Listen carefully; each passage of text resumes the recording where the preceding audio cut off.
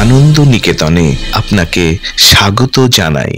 জয় জয় নিতাই গৌর সীতানাথ প্রেমানন্দে হরি হরি বল। শ্রী রাধা কৃষ্ণ প্রেমানন্দে হরি হরি বল। শ্রী গুরু বৈষ্ণবানন্দে হরি হরি বল।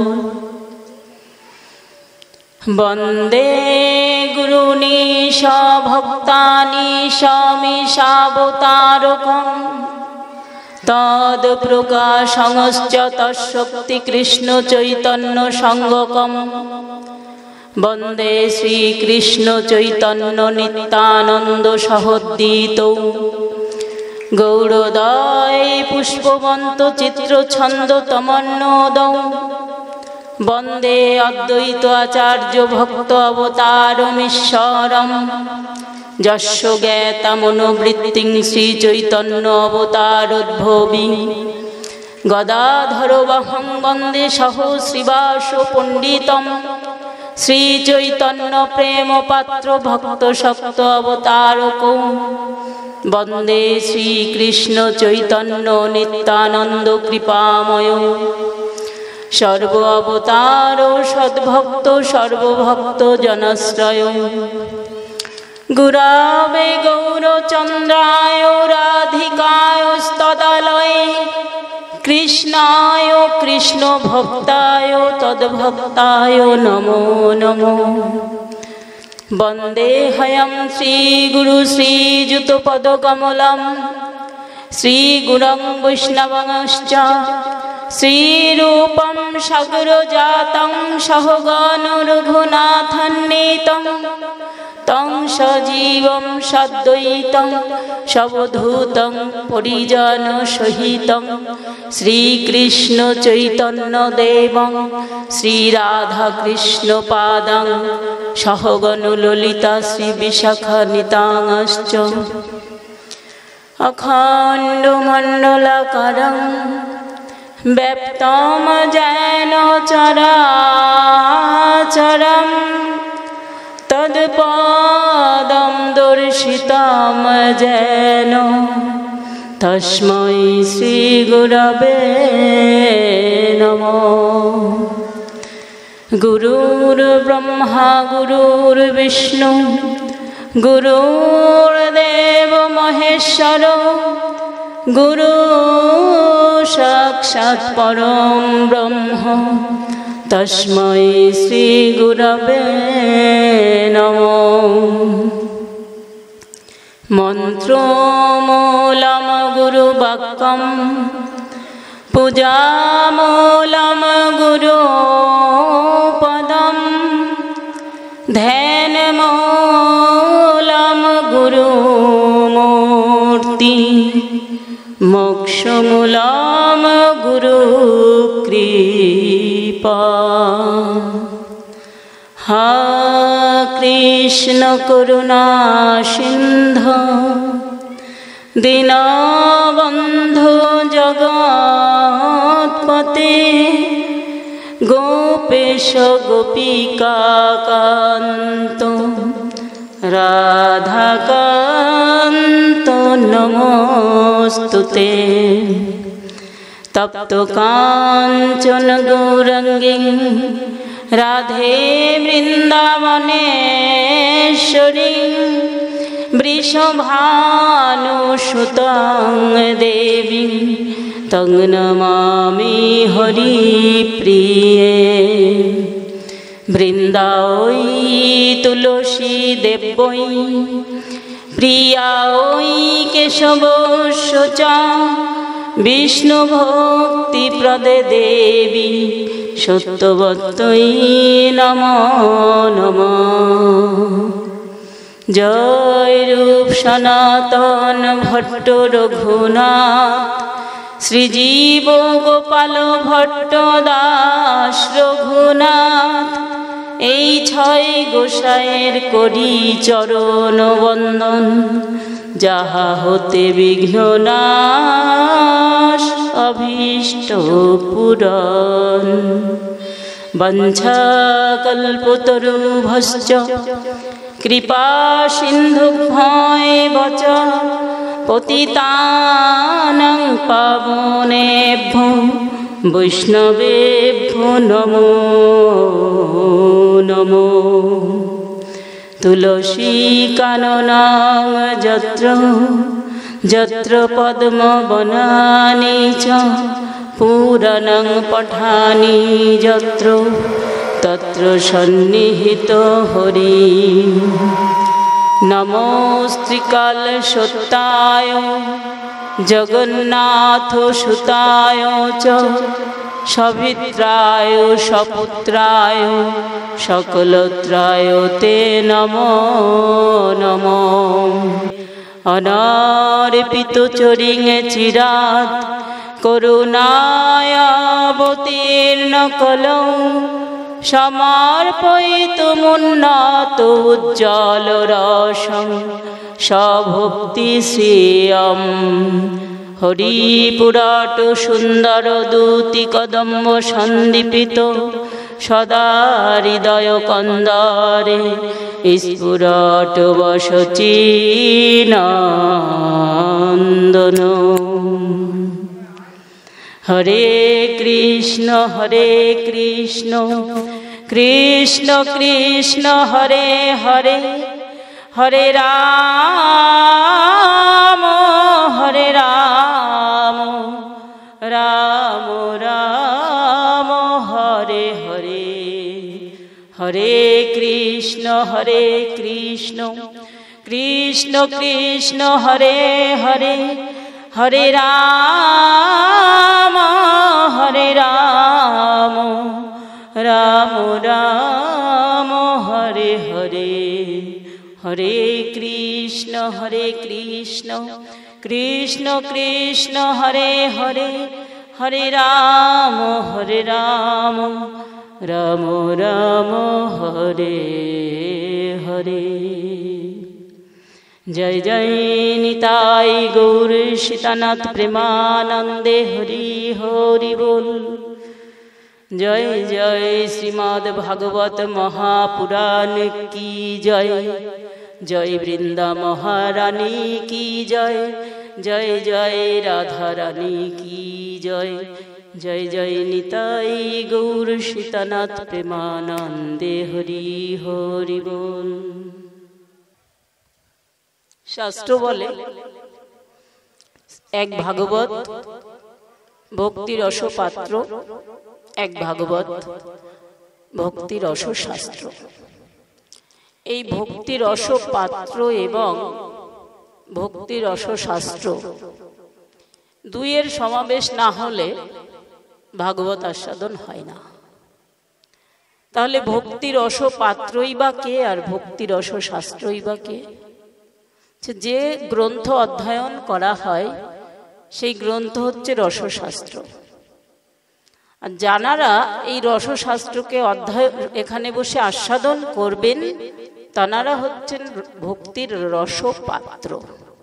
কারণ কি, গাছ থেকে যেমন ঝরে পড়া ফল কুড়িয়ে নেয় কেউ, তাহলে সেটা কুড়িয়ে নিয়ে কোথায় রাখে? তাদের নিজের একটা জায়গায়। সেই জায়গাটা কি? একটা পাত্র। এখান থেকে যে ভক্তির রসটা ঝরে পড়বে সেই রসটাকে কোথায় রাখতে হবে? আমাদের কর্ণকুহরে। তাহলে আমাদের ভক্তি রস পাত্রটি কি? ওই কর্ণ দ্বারা এই ভক্তি রসটি কোথায় গিয়ে জমবে? আমাদের হৃদয়ে। এখন সেই পাত্র যদি না থাকে তাহলে রসগুলো ঝরে কি হবে? পড়ে অপচয় হয়ে যাবে। তাই এত বড় কালপুর অঞ্চল প্রত্যেক বছরই এসে একবার এই মঞ্চ থেকে সবাইকে আমার আহ্বান করতে হয়, আপনারা আসুন, ঘরের দরজাটি একটু খুলে বাইরে আসুন। কারণ বন্ধ ঘরে দরজা জানালা যদি কখনো আপনারা না খোলেন তাহলে বাইরের সূর্যের আলোটা ঘরে প্রবেশ করবে না। আর যদি সূর্যের আলো ঘরে প্রবেশ না করে তাহলে কিন্তু রোগ জীবাণুগুলো মারা যাবে না।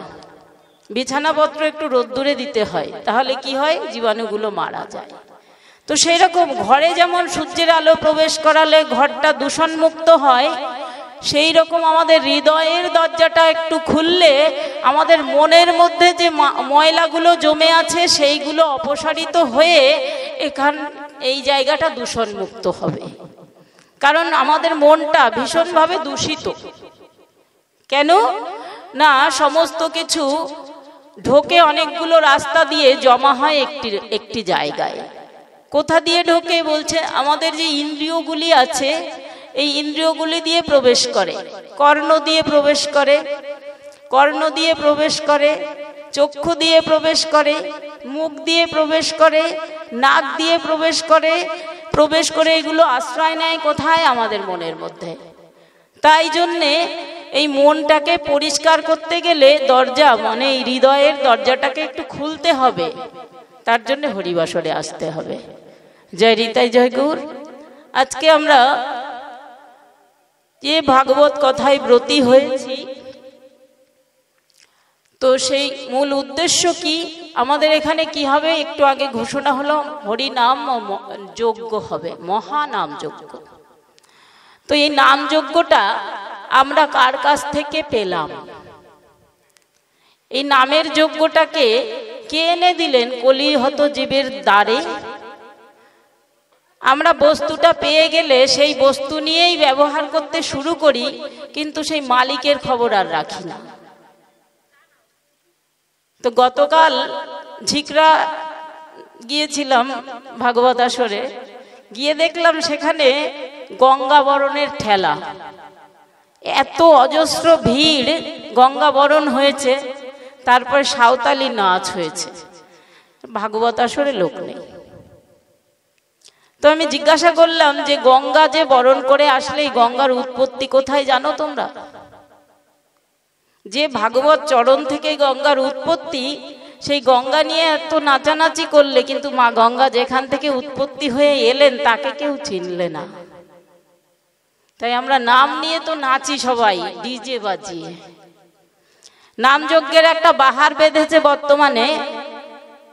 প্রথম দিন গঙ্গাবরণ, সেখানে নৃত্য পরিচালনা, আর নাম কীর্তন সমাপ্ত হওয়ার পর নগর সংকীর্তনে ডিজে নিয়ে নাচা।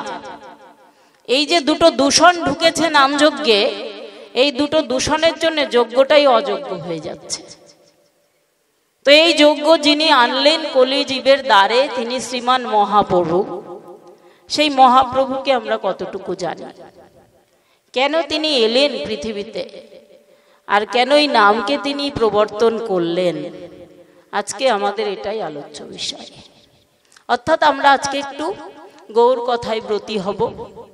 জানি না কতটুকু সম্ভব হবে বক্তব্য রাখা, কারণ আপনাদের করুণা, আপনাদের কৃপা, ভক্তের আশীর্বাদকে পাথেয় না করে কোনো কিছু বলা সম্ভব নয়। শ্রী গুরু কৃপা, গৌরহরির কৃপা এবং ভক্তির কৃপা, এই বস্তুকে পাথেয় করে আজকে আমরা আস্বাদনে ব্রতী হব।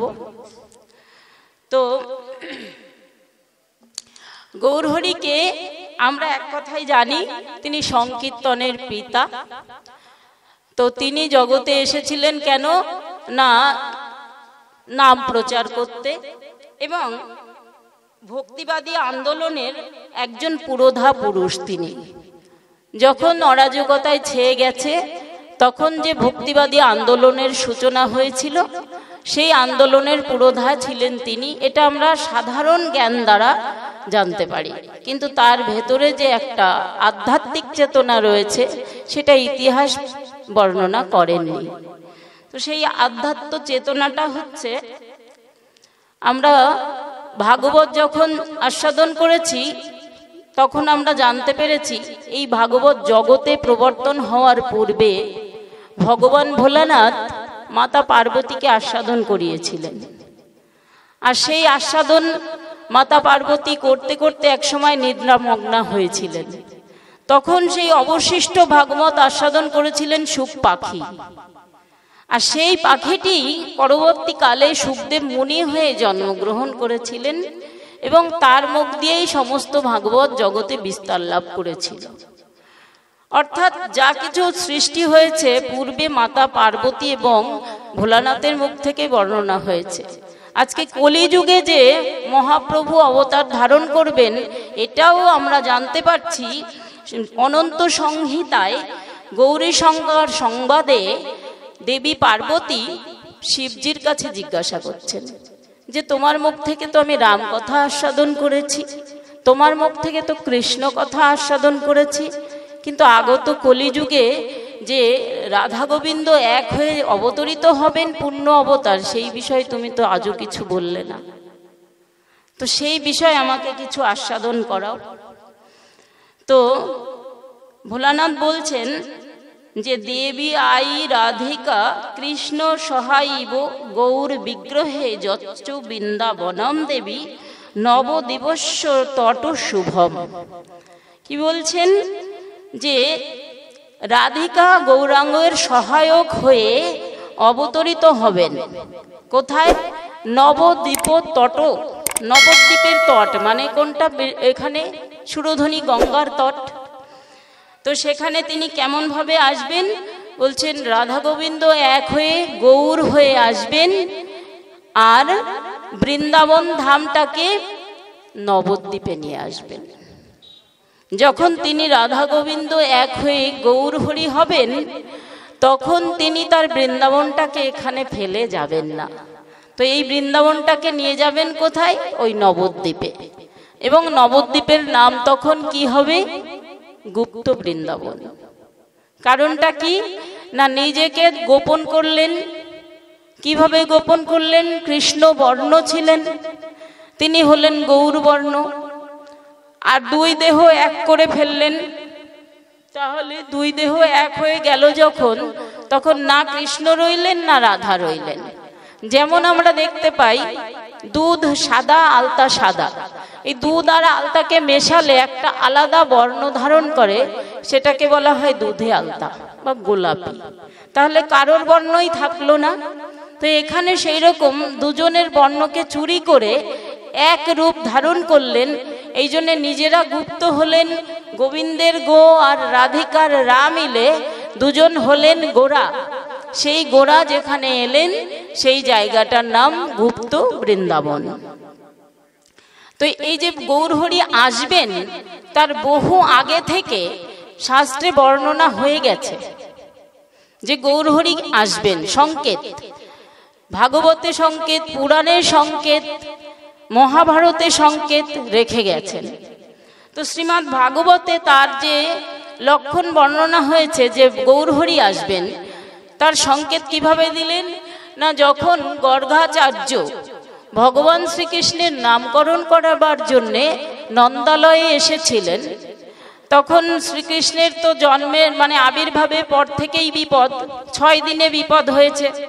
এই জন্যে বারবার বিপদ হচ্ছে বলে নামকরণ সংস্কারের সময় নন্দ মহারাজ একটু সংকুচিত ছিলেন, যাতে কেউ জানতে না পারে। কারণ নামকরণটা তো একটা আনুষ্ঠানিক ব্যাপার ছিল তখন। আজকে কিন্তু আনুষ্ঠানিক ব্যাপার নেই নামকরণ, এখন আনুষ্ঠানিক ব্যাপার হয়েছে জন্মদিন। অন্নপ্রাশনের থেকেও বেশি জন্মদিনে ভীষণ মাতোয়ারা হয়ে যায় আমরা, কিন্তু আগে এইগুলো পালন করা হতো। নামকরণটার একটা বিশেষ গুরুত্ব ছিল, এটা একটা সংস্কার, বলা হতো নামকরণ সংস্কার। যাকে তাকে দিয়ে নয়, কুলগুরু দিয়ে, ব্রাহ্মণ দিয়ে, সাধু সজ্জন দিয়ে নামকরণ করা হতো। কারণ কি? কারণ ওই জীবটার লক্ষণ দেখে তিনি বুঝতেন একে কোন নামে ডাকলে এর ভবিষ্যৎটা সুগম হবে। সেই জন্য নামকরণ সংস্কার যথার্থভাবে করতে হতো। তাই আজকে নন্দ মহারাজ বলছেন যে আপনি আমার বড় সৌভাগ্য যে আপনি আমার দ্বারে উপস্থিত হয়েছেন। যথাযথ মর্যাদা দিলেন গর্গমুনিকে এবং তিনি বললেন যেভাবে গুপ্ত অবস্থায় বেশি আড়ম্বর না হয় এইভাবে আমার সন্তানটির নামকরণ করুন। তো এই সন্তানটির নামকরণ কোথায় করেছিলেন? গোয়াল ঘরে। সেখানে কে কে ছিলেন? কেবল রোহিণী মা আর যশোদা মা এবং গর্গমুনি। কারণ কি? যাতে আর কোথাও এই সংস্কারটা প্রচার না হয়। তো সেইখানে গর্গমুনি তখন বলেছিলেন নন্দ মহারাজকে যে তোমার এই যে সন্তান, এ কিন্তু সাধারণ সন্তান নয়, যুগে যুগে বিভিন্ন রূপে তিনি অবতরিত হয়েছেন। তো কেমন ভাবে অবতরিত হয়েছেন? শ্রীমদ্ ভাগবতে বলছেন ভগবান শ্রীকৃষ্ণের নামকরণ সংস্কার প্রসঙ্গে যে কৃষ্ণ বর্ণাস্থ গৃহান্নতি শুক্ল রক্ত তথা পিত ইদম কৃষ্ণ বর্ণম গতা।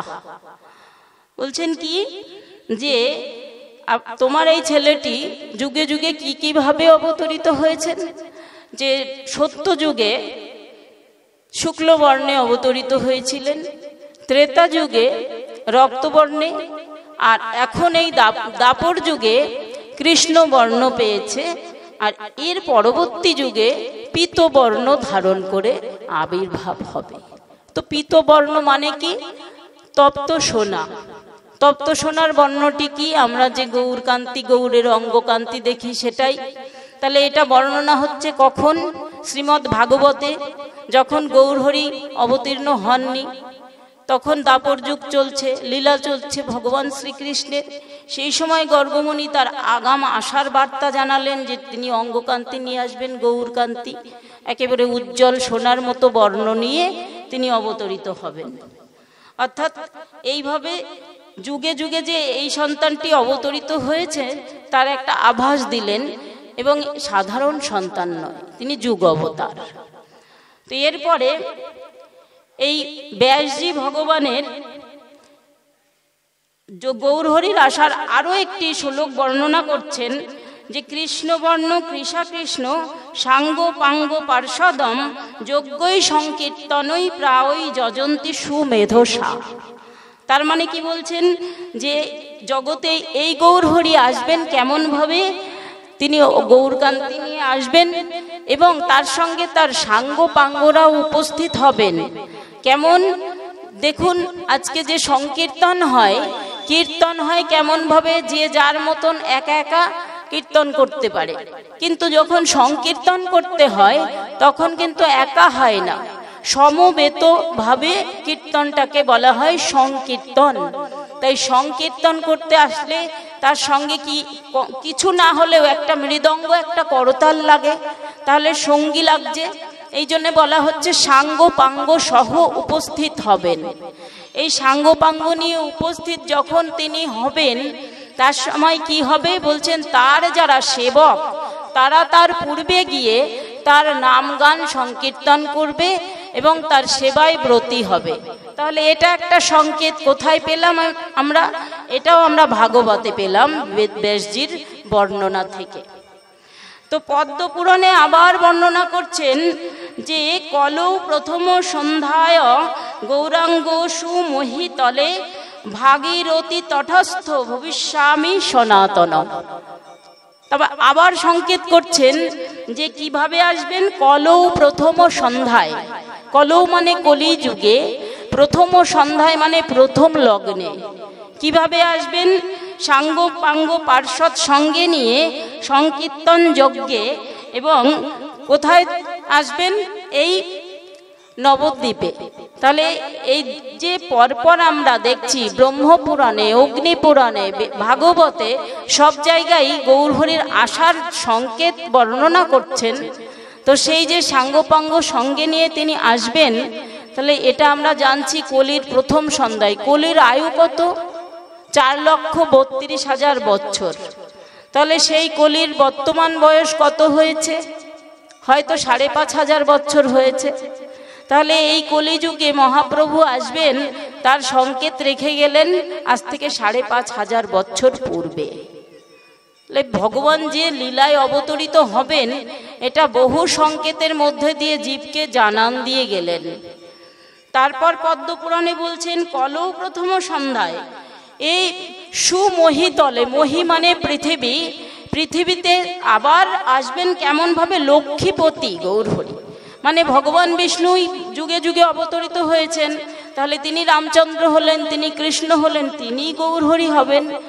তো সেই জন্য বলছেন কলৌ প্রথম সন্ধ্যায় লক্ষ্মীকান্ত ভবিষ্যতি দারু ব্রহ্ম সমীপস্থ সন্ন্যাসী গৌর বিগ্রহ।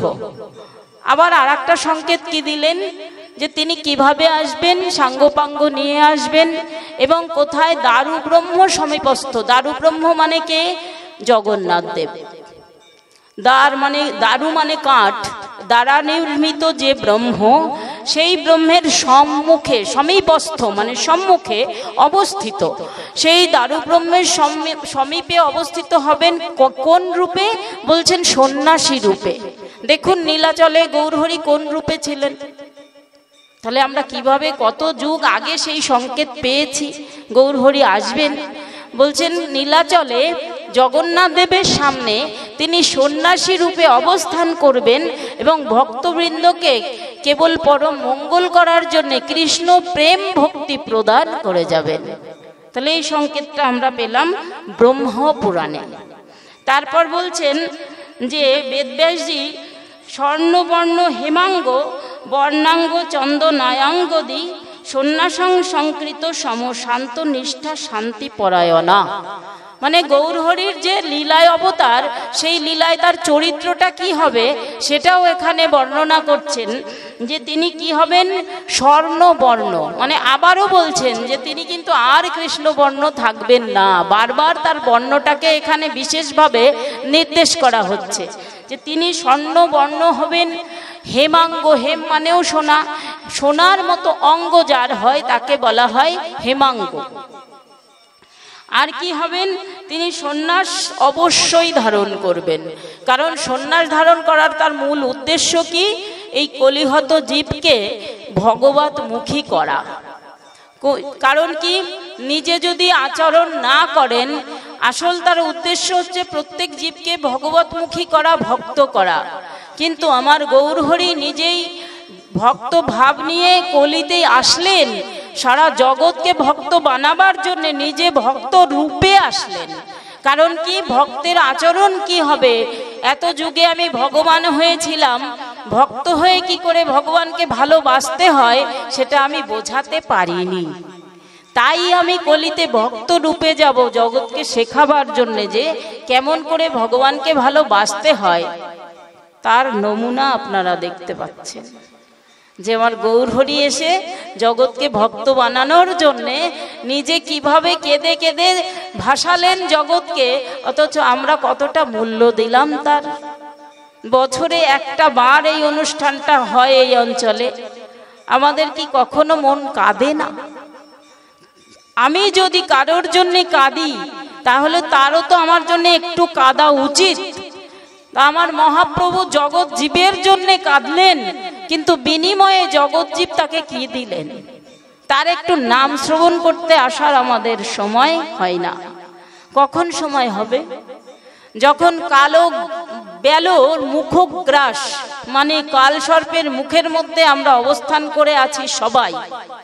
ভাগবতে বেদব্যাসজি বর্ণনা করছেন কালো বেলো মুখগ্রাসং। এই জগৎজীব রয়েছেন। কাল মানে কি? সময়। কাল মানে কি? কাল মানে যম। কাল মানে কি? কাল মানে মৃত্যু। এই কাল রূপী সর্পের বড় একটা মুখ আছে, সেই মুখের মধ্যে আমরা সবাই বসে আছি। কখন যে সর্পটা মুখটাকে বুঝিয়ে দেবে এইটা আমরা কেউ জানি না। তো যখন সেই কালো বেল মুখটাকে আটকে দেবে তখন আমাদের সময় হবে, তার আগে সময় হবে না। সেই সময় কিন্তু আমরা ছেলে মেয়ে পুত্র পরিজনকে আঁকড়ে আর ধরে থাকতে পারবো না, যতই কাজ থাক। সেই সময় কাল সর্প যখন আমাদেরকে নিয়ে যাবে তখন আর কোনো কাজের অজুহাত আমরা দেখাতে পারবো না। কিন্তু ভগবানের বেলায় অজুহাতটা দেখাতে পারি। কিন্তু ভগবানেরই আর একটা রূপ কাল মানে মৃত্যু। জন্ম মৃত্যু একেবারে ধ্রুব, এর থেকে চরম সত্যি আর কিছু নেই। সুতরাং জন্ম হলেই মৃত্যু হবে, এটা অবশ্যম্ভাবী। তাহলে জন্ম আর মৃত্যু এর মাঝখানে একটা দীর্ঘ পথ। সেই পথটা হচ্ছে আমাদের জীবন যাপন এবং জীবন ধারণের সময়। তো জীব কোনটা করছে? জীবন যাপন না জীবন ধারণ? জীবন ধারণ মানে কি? খেয়ে দেয়ে শুয়ে বাঁচলাম, আরাম আয়েশ করলাম, মরে গেলাম, এটা হচ্ছে জীবন ধারণ। আর জীবন যাপন কি? জীবনে জন্ম থেকে মৃত্যু পর্যন্ত একদিনও ভগবানকে স্মরণ না করে থাকতে পারি না। এক মুহূর্ত তাকে যদি ভুলে থাকি তাহলে আমার প্রাণ বেরিয়ে যায়। এমনভাবে যারা জীবন শুরু থেকে শেষ পর্যন্ত ভগবানকে স্মরণের মধ্যে দিয়ে জীবন কাটান, তাকে বলা হয় জীবন যাপন। আর এইটা বাদে যেটা হয় সেটা হচ্ছে জীবন ধারণ, যেটা কারা করে? পশুরা করে। পশুরা জীবন ধারণ করার জন্য কি করে? খাদ্য খায়, একটা বাসস্থানকে আশ্রয় করে বসবাস করে, কিছু দিন অতিবাহিত হলে তাদের আবার সন্তান হয়, এইভাবে তাদের জীবন ধারণ হয়। তাহলে পশুরা করে জীবন ধারণ, মানুষ উন্নত জীব, সেই জন্য মানুষ করবে জীবন যাপন। কিন্তু মানুষরাও সবাই জীবন ধারণই করে। কজন জীবন যাপন করে? তো গৌরহরির পৃথিবীতে আসার উদ্দেশ্যটা কি না? তার উদ্দেশ্য হচ্ছে তিনি ব্রজে অনেকটা ঋণগ্রস্ত হয়েছিলেন। এক তো কলির জীবকে উদ্ধার করবেন, দুই হচ্ছে তিনি ঋণগ্রস্ত হয়েছিলেন। কেন না? সবাই তাকে এতটা ভালোবেসে ফেলেছিলেন, তার প্রতি উত্তর তিনি সেইভাবে ফেরত দিতে পারেননি। দাপরে তিনি ব্রজ গোপিনীদের কাছে, ব্রজ বালকদের কাছে, রাধা রানীর কাছে প্রেম ঋণে ঋণী হয়েছিলেন। সেই ঋণ তার শোধ হয়নি। কারণ কি? কারণ ব্রজে তিনি সবাইকে একই গতি দান করেছিলেন। দৃষ্টান্ত কি না? যখন তার গোকুলে 6 দিন বয়স, তখন তাকে কে দর্শন করতে গিয়েছিল? আমরা সবাই জানি, পুতনা। উদ্দেশ্য কি ছিল না? কৃষ্ণকে মেরে ফেলতে হবে। তো তিনি কিভাবে গিয়েছিলেন? কালকূট বিষকে সঙ্গে নিয়েছিলেন। স্তনে কালকূট বিষ নিয়ে তিনি পৌঁছেছিলেন নন্দালয়ে, কিন্তু সঙ্গে নিয়েছিলেন একটা সুন্দর যুবতী নারীর বেশ, যাকে বলা হয় ছদ্মবেশ। এই ছদ্মবেশ আমাদের মনকে ভুলাতে পারে। কারণ কি? আমরা জগৎ সংসারের জীবরা চাক্ষুষ দর্শনে ভুলে যাই, অন্তরটাকে দেখতে শিখিনি।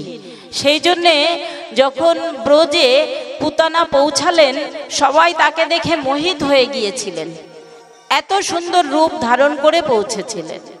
এবং তিনি যশোদা মাকেও ভুলিয়ে ফেলেছিলেন। তিনি জানিয়েছিলেন কি যে আমি এমন একটা জাদু জানি যে আমি যদি কারোর বাচ্চাকে স্তন পান করাতে পারি, সেই বাচ্চা অমরত্ব লাভ করবে। তাহলে এখানে কি দ্বিচারিতার পরিচয় দিলেন? যে নিয়ে গেছে বিষ, সে বলছে আমার স্তন পান করলে সে অমরত্ব লাভ করবে। তাহলে এখানে একটা মিথ্যাচার।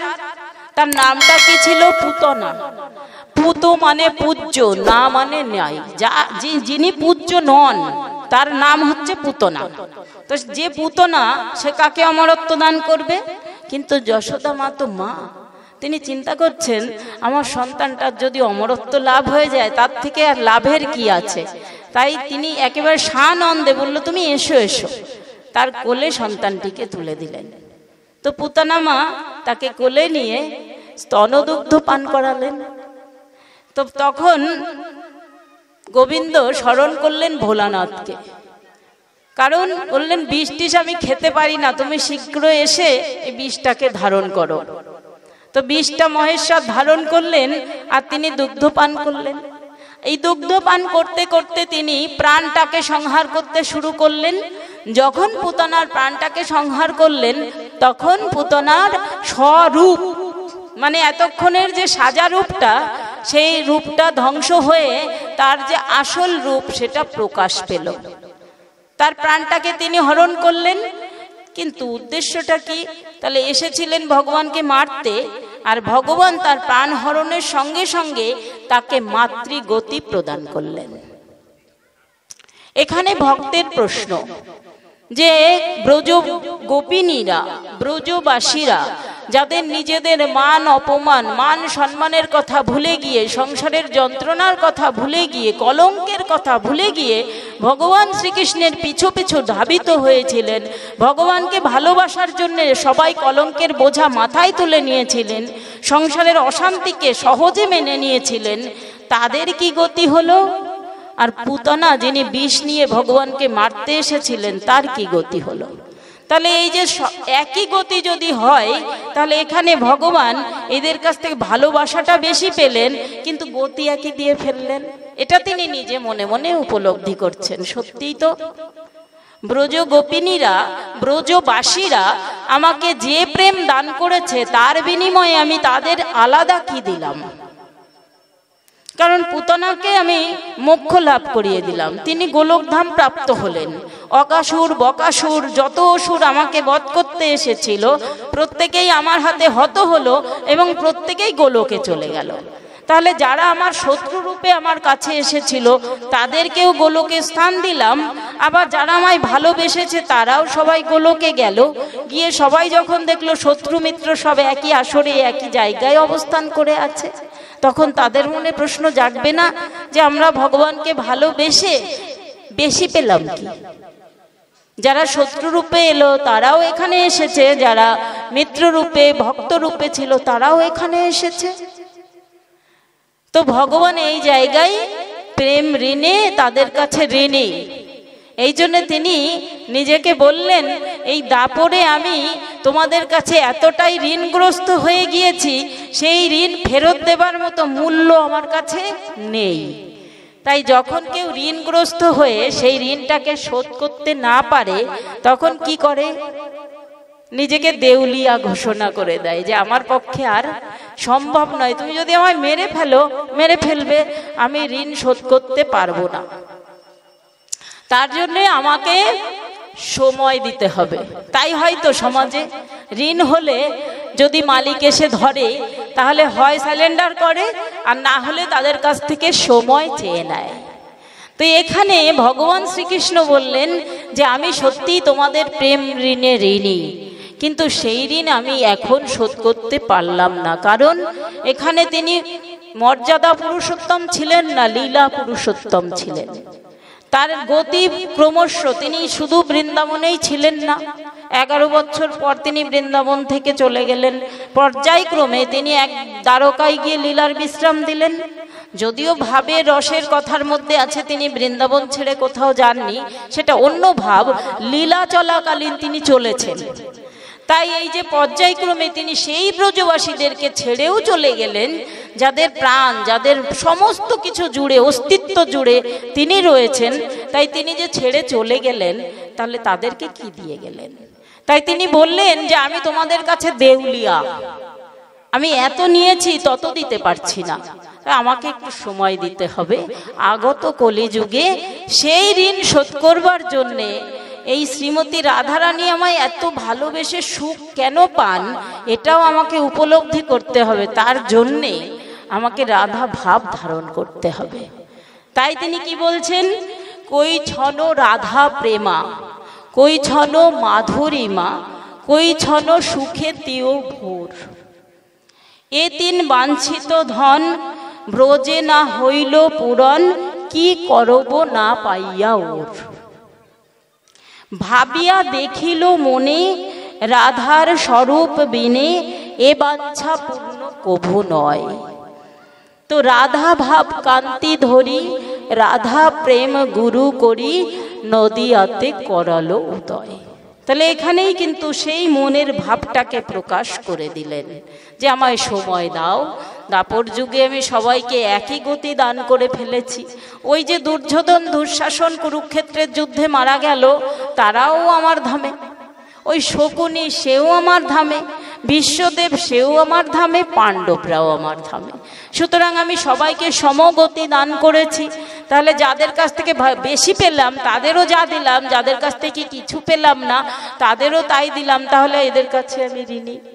তাই এই ভক্তদের কাছে যে এতটা ঋণগ্রস্ত হয়ে গিয়েছি, সেই ঋণ শোধ করবার জন্যে আমি কলিতে এই কেমন রাধার প্রেম, কেমন রাধার মাধুর্য, কেমন গোপীদের প্রেম, এই ভাব জানবার জন্যে আমি রাধা ভাব কান্তি ধরি, রাধা প্রেম গুরু করি। মানে এই রাধার অঙ্গকান্তিকে আমি নেব, রাধার ভাবকে সঙ্গে নেব এবং রাধা প্রেমকে গুরু করব। কারণ কি, রাধারানীর প্রেমের থেকে উৎকৃষ্ট প্রেম জগতে আর নেই। তাই সেই প্রেমকে আমি গুরু করে তারপর আমি নদিয়াতে উদয় হব, এটা তিনি প্রতিজ্ঞা করলেন। ভক্তরা চিন্তা করলেন, বেশ, তাহলে আমরা এক্সট্রা কি পাবো? না, বলছেন সাঙ্গ পাঙ্গকে আগে প্রেরণ করবেন, কথা দিলেন। তাহলে গোলকে সবাই গেলেন, কিন্তু গোলক থেকে তার সঙ্গে তারা এলেন না, শুধু ওই ব্রজবাসীরাই এলেন তার সঙ্গে। তাহলে এই যে এতটা ঋণী হয়েছিলেন যাদের কাছে, তাদেরকে আবার সঙ্গে নিয়ে আসছেন। এই যে সঙ্গ লাভ করার আনন্দ সবাই পেল কি? গোলক মানে কি? একটা সুন্দর জায়গায় তারা রিজার্ভে আছেন, কিন্তু ভগবান নেই। ভগবান আবার ভুলোকে চলে এসেছেন, ওদের চাল ডাল রসদ দিয়েছে, তোরা রেধে বেড়ে খা, আরামে থাক। কিন্তু যদি আবার কিছু সংখ্যককে সঙ্গে নিয়ে আসে, যে আমি যা করব সব জায়গায় তোমরাই থাকবে আমার সঙ্গে, আমার সেবায়, আমার সমস্ত কিছু আস্বাদন করে আমরা একাকার হয়ে আনন্দ উপভোগ করব, সেখানে কিন্তু তারা অংশগ্রহণ করতে পারল না। তাহলে পার্থক্যটা কোথায় এখানে বোঝা গেল? তাই এইটাই তার উদ্দেশ্য ছিল। তাই বৃন্দাবন ছেড়ে তিনি চলে আসতে প্রতিজ্ঞাবদ্ধ হলেন এই শ্রীধাম নদিয়ার নবদ্বীপে। উদ্দেশ্য কি? যাদের প্রেমে তিনি ঋণী হয়েছেন সেই প্রেম ঋণ শোধ করবেন। আর রাধারানী যে আমায় এত ভালোবাসেন, তিনি কি সুখ লাভ করেছেন সেটা উপলব্ধি আমার করতে হবে। আমার মাধুর্যে কেন তারা মোহিত হয়ে যায়, কি এমন আছে আমার মাধুর্যে, আমি তো আমাকে বুঝতে পারছি না।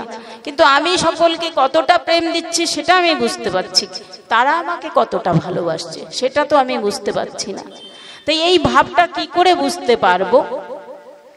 এই ভাবটা বুঝতে গেলে আমাকে তাদের মতো হতে হবে। তার জন্য তিনি এই জগতে আসলেন সেই ভক্ত ভাবকে সঙ্গে নিয়ে। দৃষ্টান্ত কি?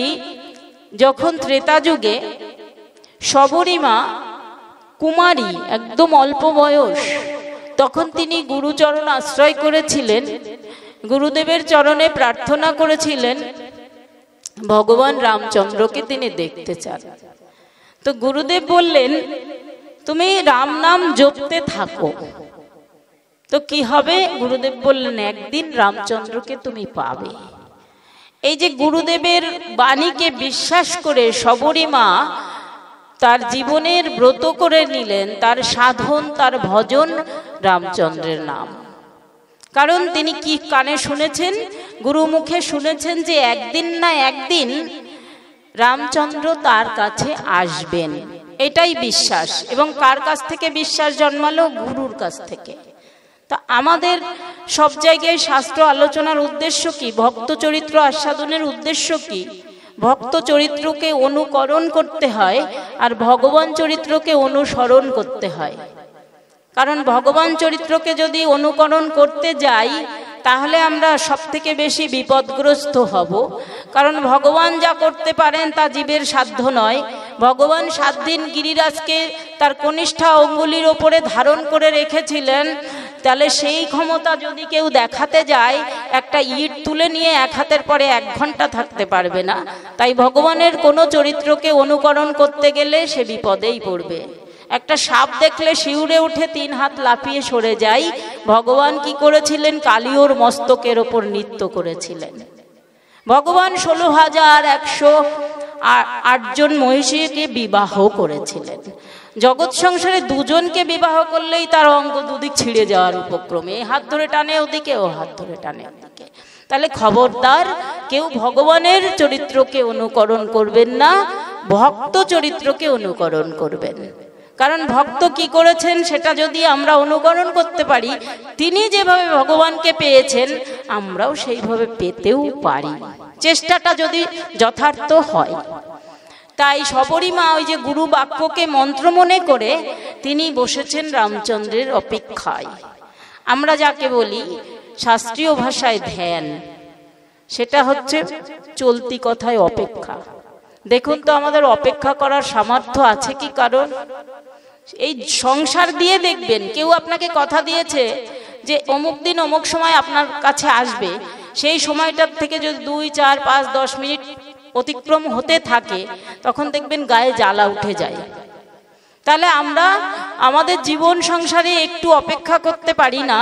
শবরীমা অপেক্ষা করেছিলেন কত বছর জানেন রামচন্দ্রের জন্যে?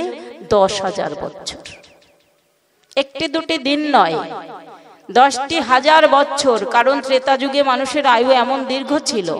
এখন যদি কেউ বলে বসে 10,000 বছর কেউ বাঁচে নাকি?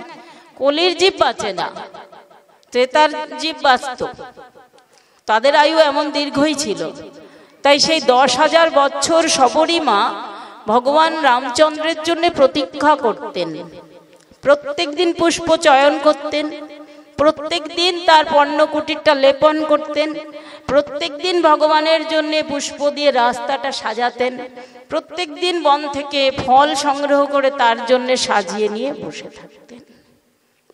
এভাবে সময় অতিক্রান্ত হতে থাকতো। সারাটা দিন পর সন্ধ্যায় তিনি চিন্তা করতেন, আমার মতো না, আমার থেকে অনেক বেশি ভক্ত ভগবানের আছে, তারা হয়তো আগে থেকে তার জন্য লাইন দিয়েছে, তাই আমি তো ভক্ত বলে এখনো পরিচিত হতে পারিনি, হয়তো ভগবান সেই দ্বারে গেছেন, আসবেন নিশ্চয়ই তিনি কোনোদিন। এইভাবে তার প্রতীক্ষা। এমনি করতে করতে সেই তরুণী শবরী বৃদ্ধা অবস্থায় পরিণত হয়েছেন, কিন্তু তার অপেক্ষাটা বৃদ্ধ হয়ে যায়নি। তার যে ভগবানের প্রতি আকাঙ্ক্ষা, এটা বৃদ্ধ হয়নি, এটা চিরতরুণেই রয়েছে। সেই প্রথম দিন গুরুর মুখে শুনেছিলেন রামচন্দ্র আসবেন, সেই দিনও যেমন অপেক্ষা, আজকে তিনি একদম জীর্ণা শীর্ণা হয়ে গিয়েছেন, আজকেও তার অপেক্ষা একই রকম রয়েছে, অর্থাৎ তার অপেক্ষাটা তাজা। আমাদের অপেক্ষাগুলো বুড়ো হয়ে যায়, আমাদের বেশিক্ষণ ধৈর্য থাকে না। তাই শবরীমা সেইভাবেই তাকে প্রার্থনা করে চলেছেন, কিন্তু বয়স ভারে তার ইন্দ্রিয়গুলি শিথিল হয়ে গেছে, তার চক্ষু দিয়ে আর সবকিছু দর্শন করতে তিনি পারেন না, কর্ণ দিয়ে ভালো করে সবকিছু শ্রবণ করতে পারেন না, ঠিকমতো অঙ্গ প্রত্যঙ্গ সহযোগে চলাফেরা করতে পারেন না, কিন্তু মনের মধ্যে রামচন্দ্রকে চাওয়াটা সেই একই রকম তাজা রয়েছে। তাই তিনি কি করেন, এখনো পুষ্প চয়ন করেন, এখনো তার কুটির লেপন করেন, এখনো ফল সংগ্রহ করেন, এভাবে তিনি অপেক্ষা করেন। এই অপেক্ষা করতে করতে এখন তো আর গাছের ফলটাকে চোখে দেখতে পান না, তো ফলটা যখন সংগ্রহ করেন তখন কি করেন, খেয়ে দেখেন কোনটা সুমিষ্ট। সেইভাবে মিষ্ট ফলগুলি তিনি চেখে চেখে তার চুপড়ির মধ্যে ভরে রাখেন। এইভাবে রেখে তিনি অপেক্ষা করেন। এইদিকে ভগবান রামচন্দ্র সীতা বিহনে, সীতার বিরহে সেই বনের মধ্যে সীতা সীতা করে তিনি পাগলের মতো অন্বেষণ করে চলেছেন।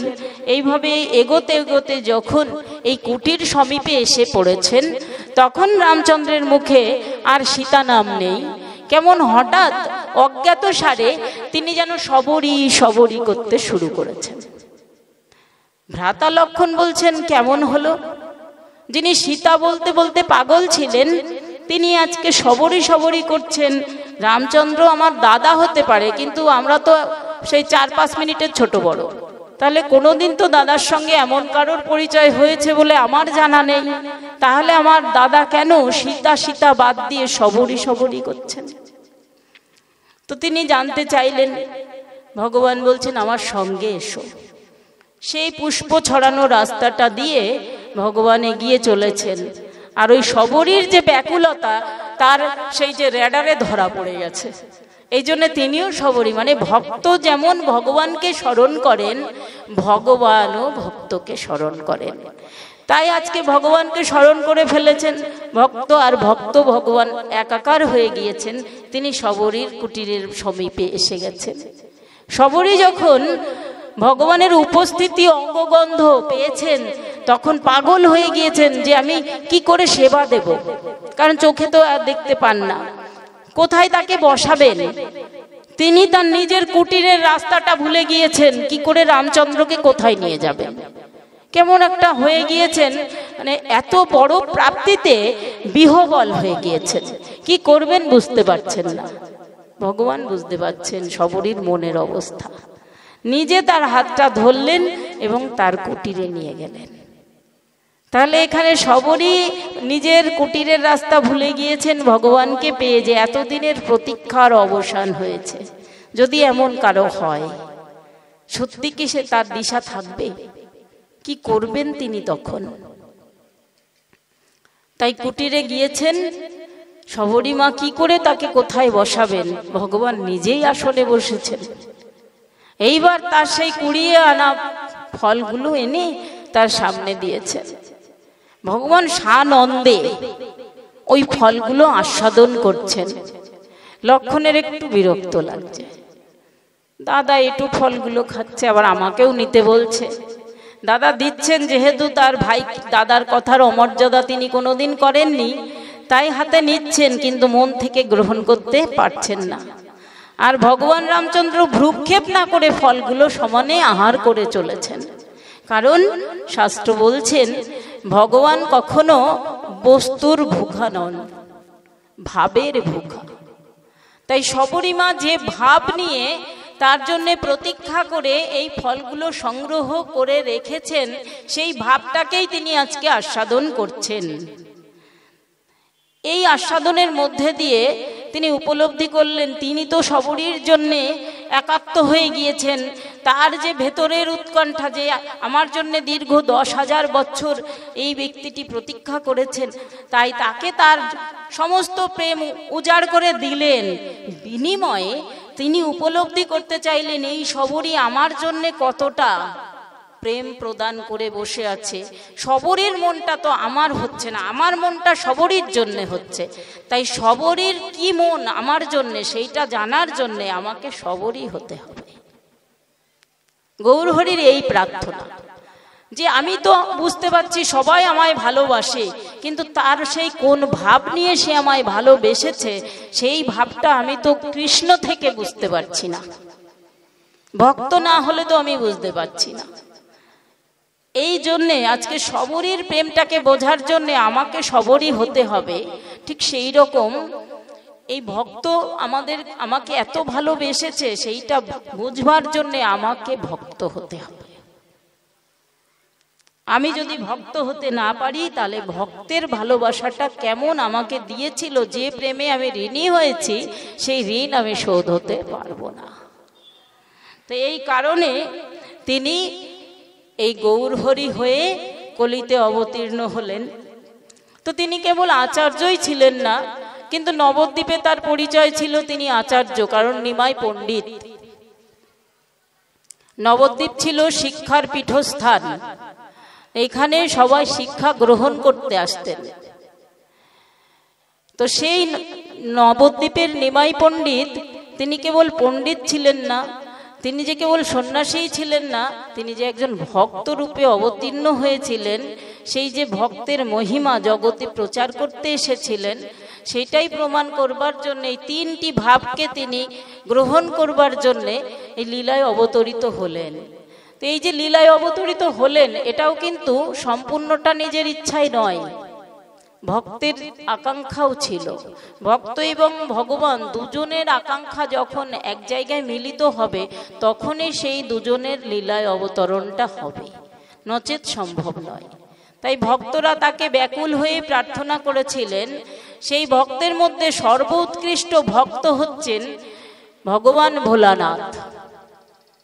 কারণ কি? ভগবান ভোলানাথ ভগবান শ্রীকৃষ্ণের পরম ভক্তের প্রমাণ কেন না? বলছেন বৈষ্ণবানাং যথা শম্ভু। জগতে বৈষ্ণব বলতে কাকেই প্রথম নামকরণ করা হয়? শম্ভু অর্থাৎ ভগবান ভোলানাথকে। শিবকেই বলা হয় বৈষ্ণব শ্রেষ্ঠ, কারণ তিনি ভগবানের পরম ভক্ত। তো তিনি কি করলেন? তিনি আজকে উদাস হয়ে বসে আছেন যে ভগবান তো আমায় বলেছিলেন কলিতে তিনি গৌরহরি হয়ে যাবেন, কিন্তু তার ব্যস্ততা তো আমি দেখতে পাচ্ছি না। তিনি কবে যাবেন? তো মাতা পার্বতী বলছেন, তুমিই তো বর্ণনা করেছো যে তিনি গোরা হয়ে নবদ্বীপে যাবেন, তাহলে তোমার এখন এত বিষণ্ণতা কেন? সে কেন তাকে নামাতে হবে? তিনি বলেছেন যাবেন, কিন্তু তাকে আমরা যদি না টেনে নামাই, তিনি কিছুতেই যাবেন না, যাবেন অনেক দেরি করে। তাই তার উৎকণ্ঠা এত বেশি, তিনি কি করলেন? ক্ষীরোৎসাহিতে গিয়ে ভগবান বিষ্ণুর ধ্যান শুরু করে দিলেন। মাতা পার্বতীকে বললেন, তুমি আমায় অনুমতি দাও, আমি না গেলে ভগবানের সেই লীলার কথা মনে পড়বে না। তিনি প্রতিজ্ঞাবদ্ধ হয়েছেন বটে। যেমন কি হয়, কোনো ব্যক্তি মনে করছেন আমি একটু একবার বৃন্দাবন যাব, মনে সংকল্প করেছেন বৃন্দাবন যাব। দূরত্বটা বেশি, আমাদের এই কলকাতা অন্যান্য রাজ্য থেকে বৃন্দাবনের দূরত্ব বেশি, মনে ভাবছি, কিন্তু যাওয়া হয়ে উঠছে না। তো কোনো মহৎজন এসে বলছেন চলো আমি যাব, আমার সঙ্গে বৃন্দাবন চলো। তো সেই ব্যক্তি বলছেন হ্যাঁ যাব, কিন্তু আমার এখনো ততটা গোছ গাছ হয়ে পারেনি। বলছে গোছ গাছের কি আছে, সব আমি নিয়ে নিয়েছি। না, আমার পোশাক পরিচ্ছদগুলো গোছা আমিই দেব, চলো। এইবার বাড়ির অজুহাত দেখাচ্ছে, এই সেই, বলছে সব আমি গুছিয়ে দেবো, তুমি আমার সঙ্গে চলো। তো এইভাবে যখন কোনো অজুহাত দেখিয়ে সে পারল না, ওই সজ্জন ব্যক্তি তার হাতটা ধরে টেনে নিয়ে গাড়িতে তুলে বৃন্দাবনে চলে গেল। তখন কিন্তু তার বৃন্দাবনে যাওয়াটা কি হলো, গতিটা ত্বরান্বিত হলো। অর্থাৎ কি, যেত, কিন্তু কবে যেত সেটা অনিশ্চিত।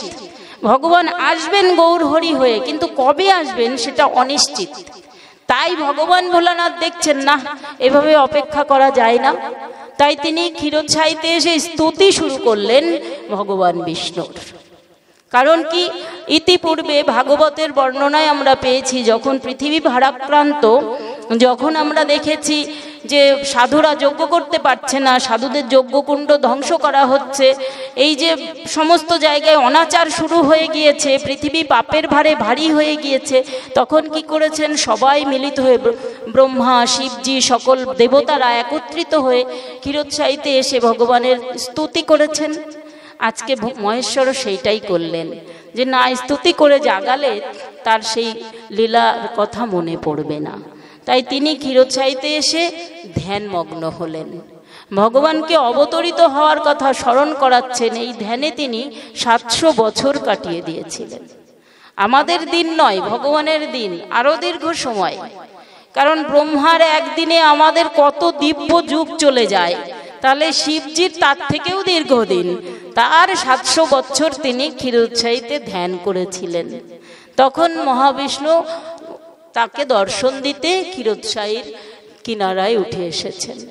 আর তার এই ধ্যানে এতটাই সন্তুষ্ট হয়েছেন যে বিষ্ণু এবং ভগবান ভোলানাথ একে অপরকে আলিঙ্গনবদ্ধ হয়েছেন। আর সেই আলিঙ্গনে থাকাকালীন কখন যেন দুই তনু এক হয়ে গৌর তনু লাভ করেছেন। এখন না শিবজি তাকে চিনতে পাচ্ছেন, না মহাবিষ্ণু তাকে চিনতে পাচ্ছেন। এই দুইজন যে একাকার হয়ে গেলেন, এখন চিন্তা করছেন আমরা কে। তখন গোলক থেকে গোলক বিহারী হরি দৈববাণী করলেন, তোমাদের কাউকে আর চিনতে হবে না, এটা তোমাদের সংকেত। এই যে মহাবিষ্ণু এবং শিব দুজন এক হয়েছ, এই রূপেতেই তোমাদের অবতরিত হতে হবে।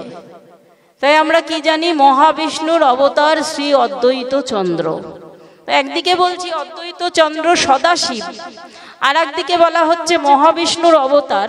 তাহলে এটা কোথা থেকে জন্মালো, এটা বোঝা গেল কি, যে যিনি শিব তিনিই মহাবিষ্ণু, এই দুই তত্ত্ব এক হয়ে শ্রী অদ্বৈত প্রভু হয়ে এলেন। এটা কোথা থেকে পেলাম? তাহলে এই যে ভগবান ভোলানাথ ধ্যানস্থ হয়েছিলেন, যখন মহাবিষ্ণু এসে তার সঙ্গে একত্রিত হলেন, তখন কি হলো, যে না, তাদের এই রূপেতেই যেতে হবে। সেই জন্য দুই তনু এক হয়ে গৌরাঙ্গ রূপ ধারণ করলেন। গোলক থেকে যে দৈববাণী হলো যে এই রূপে কোথায় যাবে, শ্রীহট্টে, কুবের পণ্ডিতের ঘরে নাভা দেবীর গর্ভে। অর্থাৎ অদ্বৈত প্রভুর মায়ের নাম নাভা দেবী, পিতা কুবের পণ্ডিত। এই দুইজনের কাছে আসবে এবং সেই শ্রীহট্ট থেকে তাকে আসতে হবে কোথায়, শান্তিপুরে।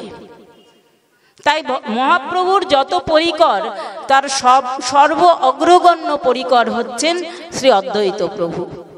তাকে সবার প্রথম প্রেরণ করা হলো। তাহলে এই যে মাতা পার্বতীর কাছ থেকে তিনি যে বিদায় নিয়ে এলেন এই ধ্যান করতে, এই বিদায়তেই তিনি কিন্তু চলে আসলেন কোথায়, সেই শ্রীহট্টে। এই শ্রীহট্টে এসে এখানেও তার বহু লীলা ছিল। তিনি না মা কালীর পুজো করতে যেতে পারতেন না। যখন তিনি শ্রীহট্টে ধীরে ধীরে কৈশোর অবস্থা প্রাপ্ত হয়েছিলেন, তৎকালীন সময়ে কৃষ্ণ পুজো কোথাও হতো না, কৃষ্ণ সেবা হতো না, দেবী পূজা হতো, দেবদেবতার পূজা হতো। কারণ তখনকার জীবরা ওই নিজের স্বার্থের জন্য এক একজন এক এক দেবতাকে ভালোবেসে পুজো করত। কেউ কালী পুজো, কেউ মনসা পুজো, কেউ দুর্গা পুজো, কেউ লক্ষ্মী পুজো, এই দেবদেবীর পুজো হতো, কিন্তু ভগবানের পুজো হতো না। অথচ ব্যতিক্রমী ছিলেন ওই অদ্বৈত প্রভু যেখানে জন্মগ্রহণ করেছিলেন, সেই গ্রামের জমিদারের কুলদেবী ছিলেন মা কালী। এই কুলদেবীর পুজোয় সবাই অংশগ্রহণ করতেন, কিন্তু অদ্বৈত প্রভু যেতেন না।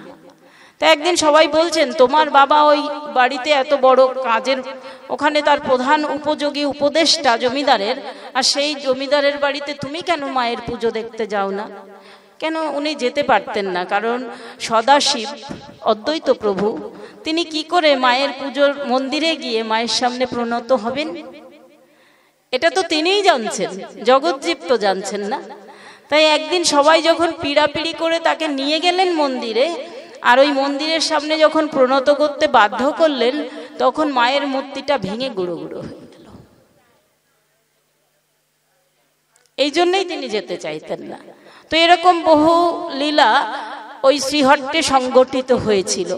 আর এই ঘটনা ঘটার জন্যে তিনি কি করলেন, ওখান থেকে তাড়াতাড়ি পাট গুটিয়ে শান্তিপুর চলে আসলেন। কারণ অলৌকিক কিছু ঘটনা এরকম ঘটতে থাকবে, কারণ একসঙ্গে যুগপৎ দুই শক্তি এক হয়েছে, মহাবিষ্ণু এবং শিব এক হয়েছে। সেই শক্তি যেখানে থাকবে সেখানে তো কিছু অলৌকিক ঘটনা ঘটবেই। যার জন্যে তিনি সেখান থেকে পিতামাতাকে নিয়ে চলে এলেন শান্তিপুরে। শান্তিপুরে আসার উদ্দেশ্য দৈববাণীর যে কথা, সেটাও তো মাথায় রাখতে হবে। বলেছেন, তোমরা আগে যাও, আমার যাওয়ার ভূমি তৈরি করো। তো সবাই কে কে আসবেন? আমার জ্যেষ্ঠ ভ্রাতা বলরাম তিনি নিত্যানন্দ হয়ে যাবেন, নারদমুনি শ্রীবাস হয়ে যাবেন। তো এইভাবে আমার রাধারানীর আবেশ অবতার রূপে গদাধর যাবেন। এনারা সবাই যাবেন কবে? আমি আসার আগে। তো সবাই আসবেন, সবাই এসে আমার ভক্ত রূপে একটা পরিবেশ সৃষ্টি করবে। সেই পরিবেশ সৃষ্টি হলে তবেই আমি অবতীর্ণ হব। তাই আজকে যে অদ্বৈত প্রভু এসেছেন, এসে তিনি কি দেখছেন না, শ্রীহট্ট থেকে আসলেন শান্তিপুর, এসে দেখছেন এখানেও সেই তথৈবচ, সেই শক্তির আরাধনায় সবাই ব্রতী। বিবাহে অনুষ্ঠানে অনেক অর্থ ব্যয় করে, মায়ের পুজো করে সবাই, ওই বছরে এটাই তাদের বিশেষ অনুষ্ঠান। কিন্তু কৃষ্ণ পুজো হয় না, কৃষ্ণ ভক্তের দর্শন পান না। এবার যে রসের রসিক, সে যদি সেই রসিক ভক্ত না পায়, তাহলে তার ভেতরে যন্ত্রণা শুরু হয়, সেই পরিবেশে তাকে বাস করতে অনেক কষ্ট হয়। তারও সেই অবস্থা। তো অদ্বৈত প্রভু নিত্য ভগবানের সেবা করেন আর তাকে আসবার জন্য আহ্বান জানান। তো এইভাবে একে একে সব পরিকররা কিন্তু পৃথিবীতে জন্ম নিয়েছেন। এদিকে ভগবান যেখানে আসবেন বলেছেন, আমার মাতা যশোদা তিনিই কিন্তু যাবেন সচিমাতা হয়ে, আর আমার পিতা নন্দ মহারাজ তিনিই যাবেন জগন্নাথ মিশ্র হয়ে। সবাইকেই কে কি পরিচয়ে আসবেন সব আগাম জানিয়ে দিয়েছেন। তো সেই সচিমাতা ভগবান গৌরহরির আবির্ভাবের পূর্বে তার ৮টি কন্যা সন্তান হয়ে মারা যায়, একজনও টেকেনি। এই জন্য সচিমায়ের মনে খুব কষ্ট যে একটি সন্তানও তার থাকে না। তারপর তার ৯ম সন্তান রূপে বিশ্বরূপ থাকলেন। কিন্তু কতদিন থাকলেন? ১২ বছর। এই বিশ্বরূপের সঙ্গে অদ্বৈত প্রভুর খুব ভালো একটা সম্বন্ধ সৃষ্টি হয়েছিল। কারণ অদ্বৈত প্রভু যেটা প্রার্থনা করছিলেন, তেমন একজন ব্যক্তিকে পেলেন, বিশ্বরূপকে। এই বিশ্বরূপের সঙ্গে তার খুব ভালো শাস্ত্র আলোচনা হতো। খুব অল্প বয়সে বিশ্বরূপ এই শাস্ত্র কথা শুনতে পারতেন এবং বুঝতেন। আর তাকে নিয়েই দেখতাম অদ্বৈত প্রভুর আনন্দে কাটে। সচিমাতার ভয়, সচিমাতা চিন্তা করেন কেন ওই লোকটির সঙ্গে সবসময় ছেলেটির ওঠা বসা। তাই মনে মনে সংকল্প করেছিলেন ছেলেটির বিবাহ দিয়ে দেওয়া হোক, ১২ বছর বয়স হয়ে গিয়েছে। আর বিশ্বরূপ এই কথা শ্রবণ মাত্রই সন্ন্যাস নিয়ে নিলেন।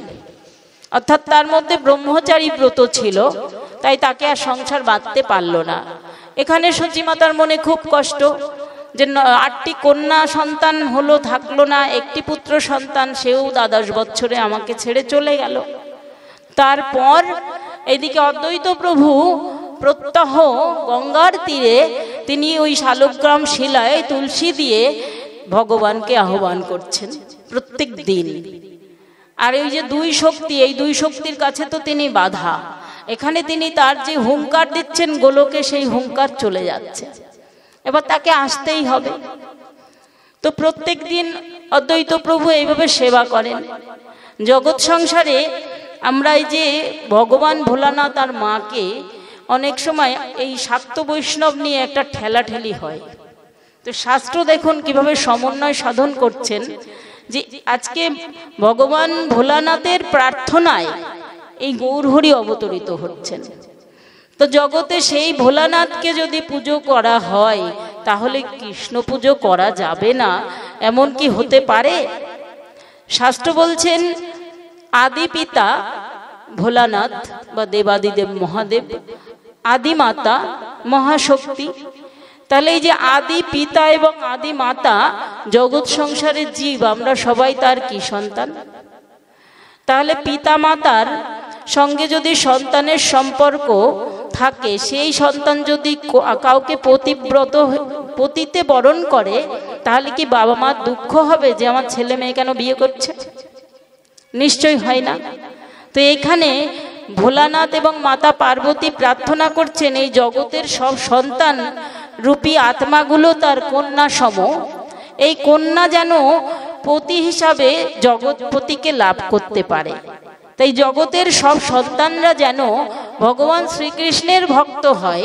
এরা যদি শ্রীকৃষ্ণের ভক্ত হয়, তাহলে সব থেকে বেশি আনন্দ পাবেন দেবাদিদেব মহাদেব এবং মাতা গৌরী। তাহলে সেই যে আদি মাতা এবং আদি পিতা, তাদের পরম প্রার্থনা, তারাও ব্যাকুলভাবে প্রার্থনা করছেন যে আমার কন্যাগুলি সবাই প্রিয় পতির সন্ধান পাক। সেই প্রিয় পতিকে আনার জন্য চেষ্টা করছেন মহেশ্বর।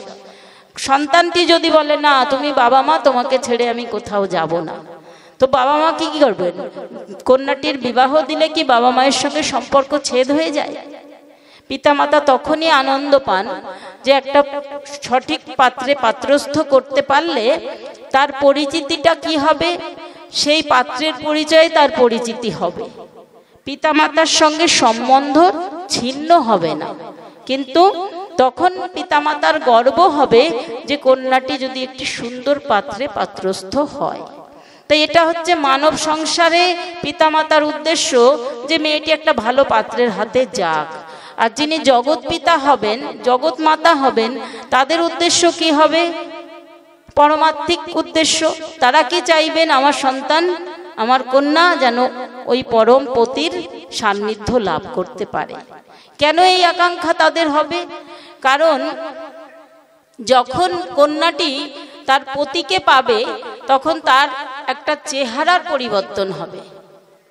সংসারে এই যে অবিবাহিত কন্যারা রাস্তায় চলতে লাগলে তাদেরকে কেউ নানান রকম কটূক্তি করতে পারে, যেটা বর্তমান সমাজে আছে। কিন্তু সে যদি বিবাহিতা হয়, তাহলে তার ওই সিঁদুর দেখলে তাকে বলবেন না এ কারোর না কারোর হয়ে গেছে, একে আর কিছু বলা যাবে না। তো সেইটা যেমন সমাজ ব্যবস্থায় প্রচলিত, সেই রকম ভোলানাথ এবং মাতা পার্বতী চিন্তা করছেন আমার সন্তানগুলি যদি ভগবানের পত্নী রূপে এরা বিচরণ করতে পারে, তাহলে এদেরও একটা চিহ্ন ধারণ করতে হবে। সেই চিহ্নটা কি না, ভগবান বিষ্ণুকে ভালোবাসলে তার পত্নী হলে তাকে কি চিহ্ন বহন করতে হবে? তার কণ্ঠে মালা ধারণ করতে হবে, ললাটে তিলক ধারণ করতে হবে, অর্থাৎ বৈষ্ণব চিহ্ন। বিষ্ণুর উপাসক মানেই তো বৈষ্ণব। তো সেই বৈষ্ণব চিহ্ন যখন ধারণ করবে, তখন ওই যারা দুরাত্মারা কটূক্তি করে, তারা কি করবে? দূর থেকে দেখলে না এর গলায় তুলসী, এর ললাটে তিলক, এ তো আমাদের জন নয়, এ তো বিষ্ণুর জন। তাই দূর থেকে তাকে প্রণাম জানিয়ে সরে যাবে। যমের লোকেরও সাহস হবে না এই ভক্তের অঙ্গ স্পর্শ করার। তাহলে এই ভোলানাথ মাতা পার্বতীর সেবা করলে তানারাই হাত ধরে বিষ্ণু চরণে এই জগতের জীবকে পৌঁছে দেবেন, এটাই তাদের উদ্দেশ্য। তাই আমাদেরকে ওই মাতা পার্বতী ভোলানাথের আশ্রয় নিয়েই ভগবান চরণে পৌঁছাতে হবে। তার বড় দৃষ্টান্ত আমরা দেখেছি, যখন ব্রজের গোপিনীরা ভগবানকে প্রাপ্তির জন্যে কাত্যায়নী ব্রত করেছিলেন, তখন মাতা কাত্যায়নীর কাছে কি প্রার্থনা করেছিলেন? কাত্যায়নী মহামায়া মহাযোগীন অধীশ্বরী নন্দপতিম কুরুতে নম, নন্দসুত পতিম কুরুতেই নমঃ, অর্থাৎ নন্দের সুত তাকে আমাদের পতি করে দাও। এটা কার কাছে প্রার্থনা করছেন? কাত্যায়নী মহামায়ার কাছে। তার মানে একই যোগসূত্র এখানে কিন্তু ভাগবত আমাদেরকে জানাচ্ছেন। তাই আমাদের প্রত্যেকের মূল উপাস্য আদি মাতা আদি পিতাকে প্রার্থনা করতে হবে, কারণ পিতা মাতাই কন্যাকে সঠিক পাত্রে পাত্রস্থ করেন। তাই এখানে আমরা যে সংকেত পাচ্ছি, সেই মহাবিষ্ণুর অবতার সদাশিব রূপে অদ্বৈত প্রভু এই কলিহত যে জীব যারা কৃষ্ণ বহির্মুখ, অর্থাৎ কেউ সঠিক পতিকে পতিত্বে বরণ করতে পারছে না, তাদের জন্যে তিনি ব্যাকুল, যে জগৎপতির হাতে এদেরকে আমার তুলে দিতে হবে। তাই তাকে কি করে আনয়ন করা যায়, তার জন্যেই তার ব্যাকুল প্রার্থনা। আর সেই প্রার্থনা করার জন্যেই তিনি যে নিত্য সেবা করছেন সুরধনির তীরে, এটা একটি দুটি দিন নয়, দীর্ঘ 50টি বছর এই লোকে এসে তিনি ভগবানকে প্রার্থনা করছেন। এইদিকে 700 বছর ধ্যান করলেন, তারপরে তার কথায় তিনি ভুলোকে এলেন, তারপরেও দীর্ঘ 50টি বছর অতিক্রান্ত হয়ে যাচ্ছে। সেই প্রভুকে তিনি আহ্বান করেই যাচ্ছেন যে প্রভু তুমি আসো। কারণ প্রেক্ষাপটটা কি ছিল? ভগবান তো গীতায় বলেছেন, যদা যদা হি ধর্মস্য গ্লানির্ভবতি ভারত অভ্যুত্থানম অধর্মস্য তদাত্মানম প্রজন্মহম সৃজন্মহম। আমি নিজেকে সৃষ্টি করব কখন? যখন যখন ভয়ঙ্কর ধর্মের গ্লানি শুরু হবে। তো যে সময় অদ্বৈত প্রভু এসেছেন, সেই সময় সেই একই অবস্থা। তো তিনি কি করছেন না, পরিত্রাণায় সাধনা বিনায় সয়চ দুষ্কৃতম, সাধুদের পরিত্রাণ দিতে হবে। সাধুরা কি করেন? জগতের মঙ্গল করেন। তো সেই সাধুরা যারা জগতের মঙ্গল করছেন, তাদের পক্ষে সেই ভয়ঙ্কর পরিস্থিতিতে আর সামাল দেওয়া সম্ভব হচ্ছে না। আমরা হয়তো ভাবছি পরিত্রাণায় সাধনা মানে কি, সাধুদের সবাই অত্যাচার করছে, এসে ভগবান তাদেরকে তুলে সরিয়ে নিয়ে গেলেন। তা নয়, ভগবান লীলায় অবতরিত হওয়ার পূর্বে মহৎ মহৎ আত্মাদের পাঠান, তাদের দ্বারা সেই অঞ্চলটাকে কলুষমুক্ত করেন তারা। অর্থাৎ একজন সাধুর কি কাজ থাকে? সাধুর মধ্যে কতগুলো গুণ থাকে, সহিষ্ণুতা থাকে, ত্যাগ থাকে, ধৈর্য থাকে, পরনিন্দা পরচর্চার থেকে তারা বাইরে থাকেন, সবার মঙ্গল করেন। এই গুণগুলো নিয়ে তিনি যেখানে অবস্থান করেন, সেখানে মোটামুটি সবাই ভালো থাকতে পারেন। কিন্তু এই গুণ থাকা সত্ত্বেও যখন জীবের মঙ্গল হয় না, তখন সেই সাধুদের ওই কর্ম থেকে পরিত্রাণ দিতে হবে। কারণ না, যখন এলাকার মোড়ল মাতব্বর সেই গন্ডগোল থামাতে পারেন না, তখন তার থেকে উপর মহলের লোকের আসতে হয়। তাই পরিত্রাণায় সাধুনাম, সাধুদের ওই কর্ম থেকে সরাতে হবে, ওখানে সরাসরি আমাকেই যেতে হবে। সেই এবং বিনা শয়চ দুষ্কৃতম, এখানে যে দুষ্কৃতি তৈরি হয়েছে, এই মহৎ ব্যক্তি থাকা সত্ত্বেও যখন দুষ্কর্ম চলছে, তাহলে আমি গিয়ে এই দুষ্কর্মগুলিকে বিনাশ করব। তো আজকে গৌরহরি আসার পূর্বের যে প্রেক্ষাপট, ভারতবর্ষ তখন ভীষণভাবে তালমাটাল। কারণটা কি? আমরা দেখেছি যুগে যুগে অসুররা আমাদের দেবতাদের স্বর্গরাজ্য দখল করে নিয়েছে। অসুরদের দ্বারা স্বর্গরাজ্য দখল হয়েছে, দেবতারা স্বর্গ থেকে পালায়ন করেছে, সবাই গিয়ে বিষ্ণুর কাছে শরণাপন্ন হয়েছেন। বিষ্ণু তখন কোনো না কোনো অবতার ধারণ করে অসুরদের সংহার করেছেন, আবার দেবতাদের স্বর্গরাজ্য ফেরত দিয়েছেন। এটা তো আমরা সত্য ত্রেতায় এইভাবেই দেখেছি। কারণ কি দেখেছি? রামচন্দ্র রাবণকে সংহার করেছিলেন। এই রাবণ তো কম শক্তিশালী ছিলেন না, সব দেবতারা তার কাজের লোক ছিল, তার কথাই উঠতো বসতো, ত্রিলোকের অধিপতি ছিলেন তিনি। তাহলে এত বড় প্রভাব প্রতিপত্তি থাকা সত্ত্বেও রাবণ কেন রামচন্দ্রের হাতে মারা গেলেন? এই রাবণের মানে গুরুদেব ছিলেন ভগবান ভোলানাথ, তিনি রাবণ কৈলাসে যখনই যেতেন যোগাসন থেকে ভোলানাথ তাড়াতাড়ি উঠে বাইরে চলে আসতেন। আমরা কি জানি গুরুর কাছে ভক্ত যায়, আর এই রাবণের প্রভাবে মহেশ্বর উঠে তার কাছে চলে আসতেন। কারণটা কি না, এই রাবণ কখনো মাথা নত করে প্রণাম করতে জানতেন না, হয়তো একবারেই পর্বতটা তুলে নিয়েই চলে আসতেন একসঙ্গে। তাই দেখতেন এ তো আর এক বিপদ, তার থেকে বাবা আমি গিয়েই জিজ্ঞাসা করি তোমার কি দরকার বাবা। তাহলে এমন যে রাবণ, সেই রাবণ কি করে রামচন্দ্রের হাতে নিহত হলেন? এখানে দুটো দৃষ্টান্ত। একটা হচ্ছে রাবণ এত শক্তিমান, এত শক্তিশালী, এত জ্ঞানী হওয়া সত্ত্বেও ভগবানের বিমুখী, এই জন্যে তার সব শক্তি মাইনাস। আর এক হচ্ছে ভগবান রামচন্দ্রের সহযোগিতায় ছিলেন তার ভ্রাতা, আর রাবণের সহযোগিতায় তার ভ্রাতা ছিলেন না, তাকে তিনি বহিষ্কার করে দিয়েছিলেন। আর কি না, রাবণ যার পত্নী, রাবণের পত্নীর মতন সুন্দরী তৎকালীন সময় কেউ ছিল না। মন্দাধরীর তপস্যার ব্রতে তিনি প্রাপ্ত ছিলেন চির তরুণী, তার কোনোদিন পৌরত্ব বৃদ্ধত্ব আসবে না। তাহলে এত সুন্দর রূপসী রাবণের স্ত্রী থাকা সত্ত্বেও রাবণ রামচন্দ্রের পত্নী সীতাকে হরণ করেছেন। এই এতগুলো দুষ্কর্ম তার জীবনে ঘটেছে বলে তিনি রামচন্দ্রের হাতে নিহত হয়েছেন। তাহলে সংস্কার না থাকলে শক্তি কিন্তু প্রয়োগ অপপ্রয়োগ হয়ে যায়। শক্তি থাকলেও যদি তিনি সংস্কারী না হন তাহলে তার শক্তির ক্ষয় হয়ে যায়, সেই শক্তি কাজে লাগে না। তাই আজকে ভারতবর্ষের প্রেক্ষাপট কি, যখন গৌরহরি অবতীর্ণ হবেন বলছেন এতদিন তো ওষুধদের দৌরাত্মে ভগবান রূপ নিয়ে এসেছিলেন, এখন যে সময় কলির এই যে যুগ চলছে সেই সময় কিন্তু আর ওষুধদের প্রভাব ছিল না, সেই সময় ঐশলামিক প্রভাব ছিল ভারতবর্ষে। ভারতবর্ষের দিল্লি তখন মুঘলদের দখলে, ইসলাম শাসন শুরু হয়ে গিয়েছে। পৃথ্বীরাজ চৌহানকে মোহাম্মদ ঘুরি 17 বার আক্রমণ করেছিলেন। এই 17 বার কিন্তু তিনি তাকে পরাজিত করেছিলেন। 18 বারের বার কোনো এক বিশ্বাসঘাতক চক্রান্তের জন্যে পৃথ্বীরাজ চৌহানকে পরাজিত হতে হয়। তার মতন বীরের পরাজিত হওয়ার কথা ছিল না, কিন্তু তারই আত্মীয় সেই তাদেরই বিশ্বাসঘাতকতার জন্যে তার মতন বীরকে পরাজিত হতে হয়েছিল। আর সেই মোহাম্মদ ঘুরি কি করেছিলেন, লৌহ শলাকা তপ্ত করে তার চক্ষু দুটো তুলে নিয়েছিল।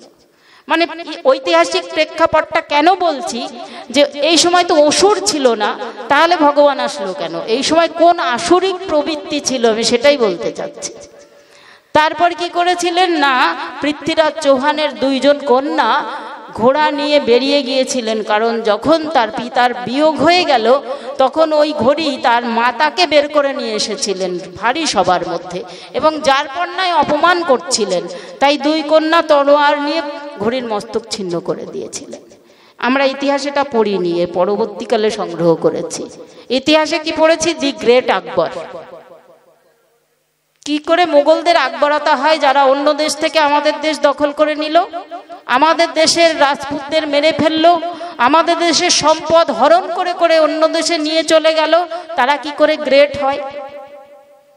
আমাদের শিবাজি গ্রেট হয় না, আমাদের রানা প্রতাপ সিংহ গ্রেট হয় না, আর এই সমস্ত ইসলামিকরা এসে এই দেশ শাসন করে গ্রেট হয়ে গেল, মহান হয়ে গেল। তো এরকম যখন দিল্লি টালমাটাল অবস্থা, তারা শাসন করতো আর কি করত, শাসন করে প্রজার মঙ্গল করত। আজও মদন মোহন মন্দিরটা তাকিয়ে দেখবেন বৃন্দাবনে, যা চূড়া ভাঙা। তারা মন্দির ভাঙতে পটু ছিল, মন্দির ভাঙবে, বিগ্রহ ভাঙবে, ধর্ম অন্তঃকরণ করবে, জোর করে প্রত্যেককে ধর্ম অন্তঃকরণ করাতে বাধ্য করবে, তলোয়ারের ভয় দেখাবে, এইগুলো চলছিল। তার মানে আমরা ইতিপূর্বে সত্য ত্রেতা দাপর যুগে যেমন আসুরিক প্রবৃত্তি দেখেছি, অসুরের দৌরাত্ম্য দেখেছি, আজকে যখন গৌরহরি আসবেন তখনও কিন্তু আসুরিক প্রবৃত্তি, চারিদিকে আসুরিক দৌরাত্ম্য ঘটছে। এখানেও কিন্তু ধ্যান তপস্যা যাগযজ্ঞ বন্ধ হয়ে গিয়েছে, হরিনাম করা যায় না। তাহলে দিল্লির এই অবস্থা, বাংলায় হুসেন শাহ, বাংলার নবাব তখন হুসেন শাহ যখন গৌরহরি এলেন, তখন বাংলার অবস্থাটা কি? ওই একই অবস্থা। কেউ নাম সংকীর্তন করতে পারবে না, তাদের খোল ভেঙে দেওয়া হবে, তাদের কুটির জ্বালিয়ে দেওয়া হবে, নাম কেউ করতে পারবে না। তাহলে আমাদের বাংলায় অসুরে ছেয়ে গিয়েছে। অসুর কারা? যারা সুর নয়, অসুর। সুর মানে দেবতার পক্ষে, আর অসুর মানে যারা দেবতার বিপক্ষে। তাহলে এই অসুরদের জন্যে, অসুরদের প্রভাবে আমাদের বাংলার এমন দুরবস্থা। তাই অদ্বৈত প্রভু ভগবানকে প্রার্থনা করছেন যে তুমি অবতার নাও। অবতার নেওয়া মানে কি? অবতরণ করো। ভগবানের কিন্তু কখনোই জন্ম হয় না, তিনি অজনী সম্ভবা, তিনি কোথাও কোনোদিন জন্মগ্রহণ করেননি। লীলা করার জন্যে মানব তনু ধারণ করেছেন, আর মানব লীলায় দর্শন করিয়েছেন। তিনি হচ্ছেন প্রকট হন আর অপ্রকট হন, অর্থাৎ দৃশ্যমান হন, অদৃশ্যমান হন। সুতরাং ভগবান কখনোই কারো গর্ভে আসেননি। তাই আজকে অদ্বৈত প্রভু প্রার্থনা করছেন তুমি অবতরিত হও, অর্থাৎ তুমি অবতরণ করো, এই পৃথিবীতে নেমে আসো, ধরা ভারগ্রস্ত। এই যে আসরিক প্রবৃত্তি চারিদিকে ছড়িয়ে গিয়েছে, আমাদের নালন্দায় যে গ্রন্থাগারটা ছিল সেইটাকে ওরা পুড়িয়েছিল, 6 মাস ধরে সমস্ত ধর্মগ্রন্থগুলো পুড়েছিল। আমরা এগুলো কিন্তু শুনি, কিন্তু তার প্রতিবাদে আমাদের মনে কোনো জ্বালা হয় না।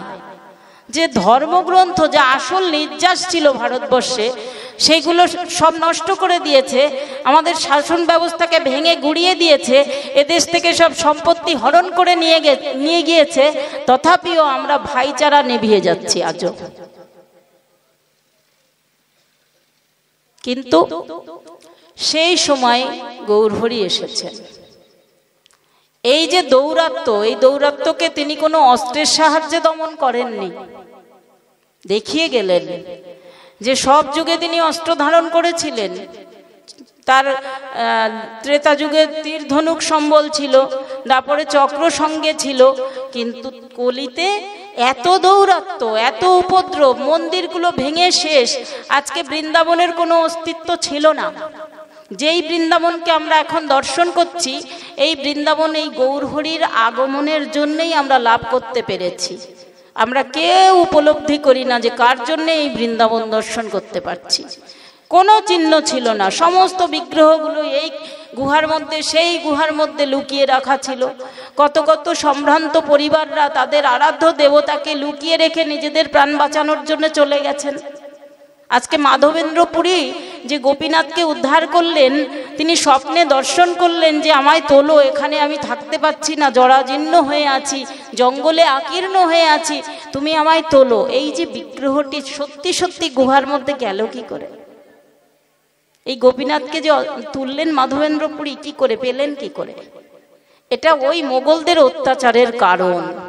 এরকম ভাবে বৃন্দাবনের সেবিত বিগ্রহগুলো সব এখানে ওখানে চলে গিয়েছিল, সবাই লুকিয়ে রেখে পালিয়ে গিয়েছিলেন, কারণ সহ্য হবে না বিগ্রহ ধ্বংস, কারণ বিগ্রহ মানুষের প্রাণ।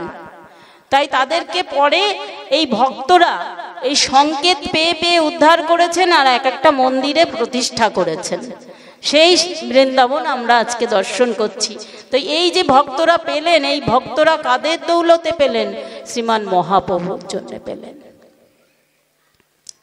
সেই বৃন্দাবন যা পুরো হারিয়ে গিয়েছিল, বৃন্দাবনের চিহ্ন বলতে কি ছিল? গিরিরাজ আর যমুনা মাইয়া।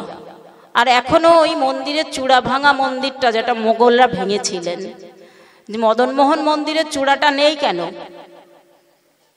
দিল্লি থেকে দেখা যেত ওই মন্দিরের চূড়ায় 80 মণ ঘি দ্বারা প্রদীপ প্রজ্বলিত হতো। তাই বৃন্দাবনের মন্দিরের প্রদীপ শিখা ঔরঙ্গজেব দিল্লি থেকে দেখতে পারতেন। কি ব্যাপার, মন্দিরের শিখা আমার এখানে দেখা যাচ্ছে, ওই অত বড় চূড়া রাখা যাবে না, ধ্বংস করে দাও। তো যে পর্যন্ত আছে ওর পরে আর ভাঙতে পারেনি। সেই জন্যে আজও ওই মাথা ভাঙা মন্দিরটা দাঁড়িয়ে আছে, ওই স্মৃতিচিহ্ন বহন করে। আমরা যে দেশে বাস করি সেই দেশটার নাম ভারত, সেই দেশের ধর্মটা সনাতন। সনাতন মানে যা ছিল আছে থাকবে চিরন্তন, সেইটা সনাতন মানে কিন্তু সনাতন ধর্ম না, সনাতন সংস্কার।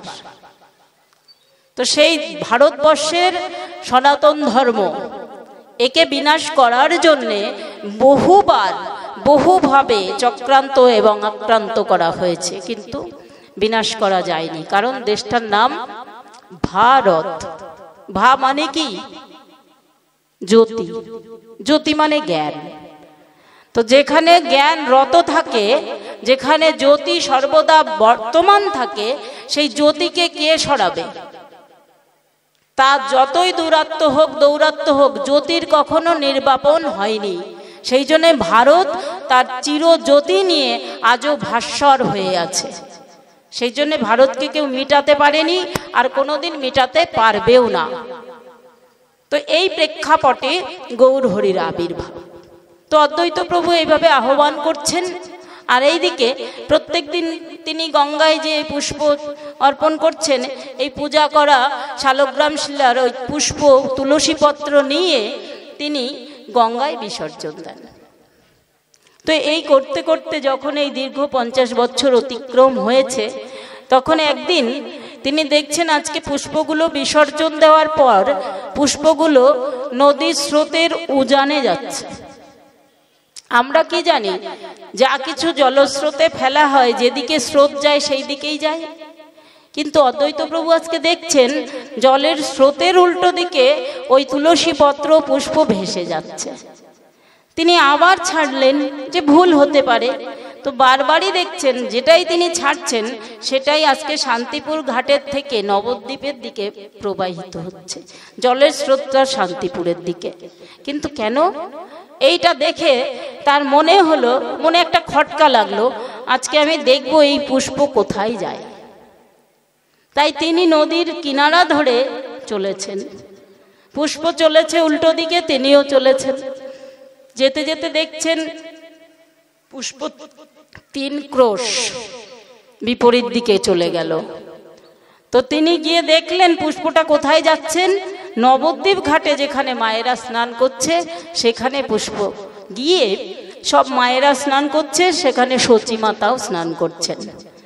সেই পুষ্প সচী মাতাকে বেষ্টন করে প্রদক্ষিণ করছেন এবং বারংবার তার নাভিতে সে স্পর্শ করছে। মাতা বারবার ঢেউ দিয়ে ওটা সরিয়ে দিচ্ছেন, কারণ পাশে শ্মশান আছে, অনেক ফুল পাতা তো শ্মশান থেকেও ভেসে আসে। কিন্তু তিনিও লক্ষ্য করলেন এই বৈপরীত্য, যে ফুলটা কেন বারবার আমাকেই স্পর্শ করছে।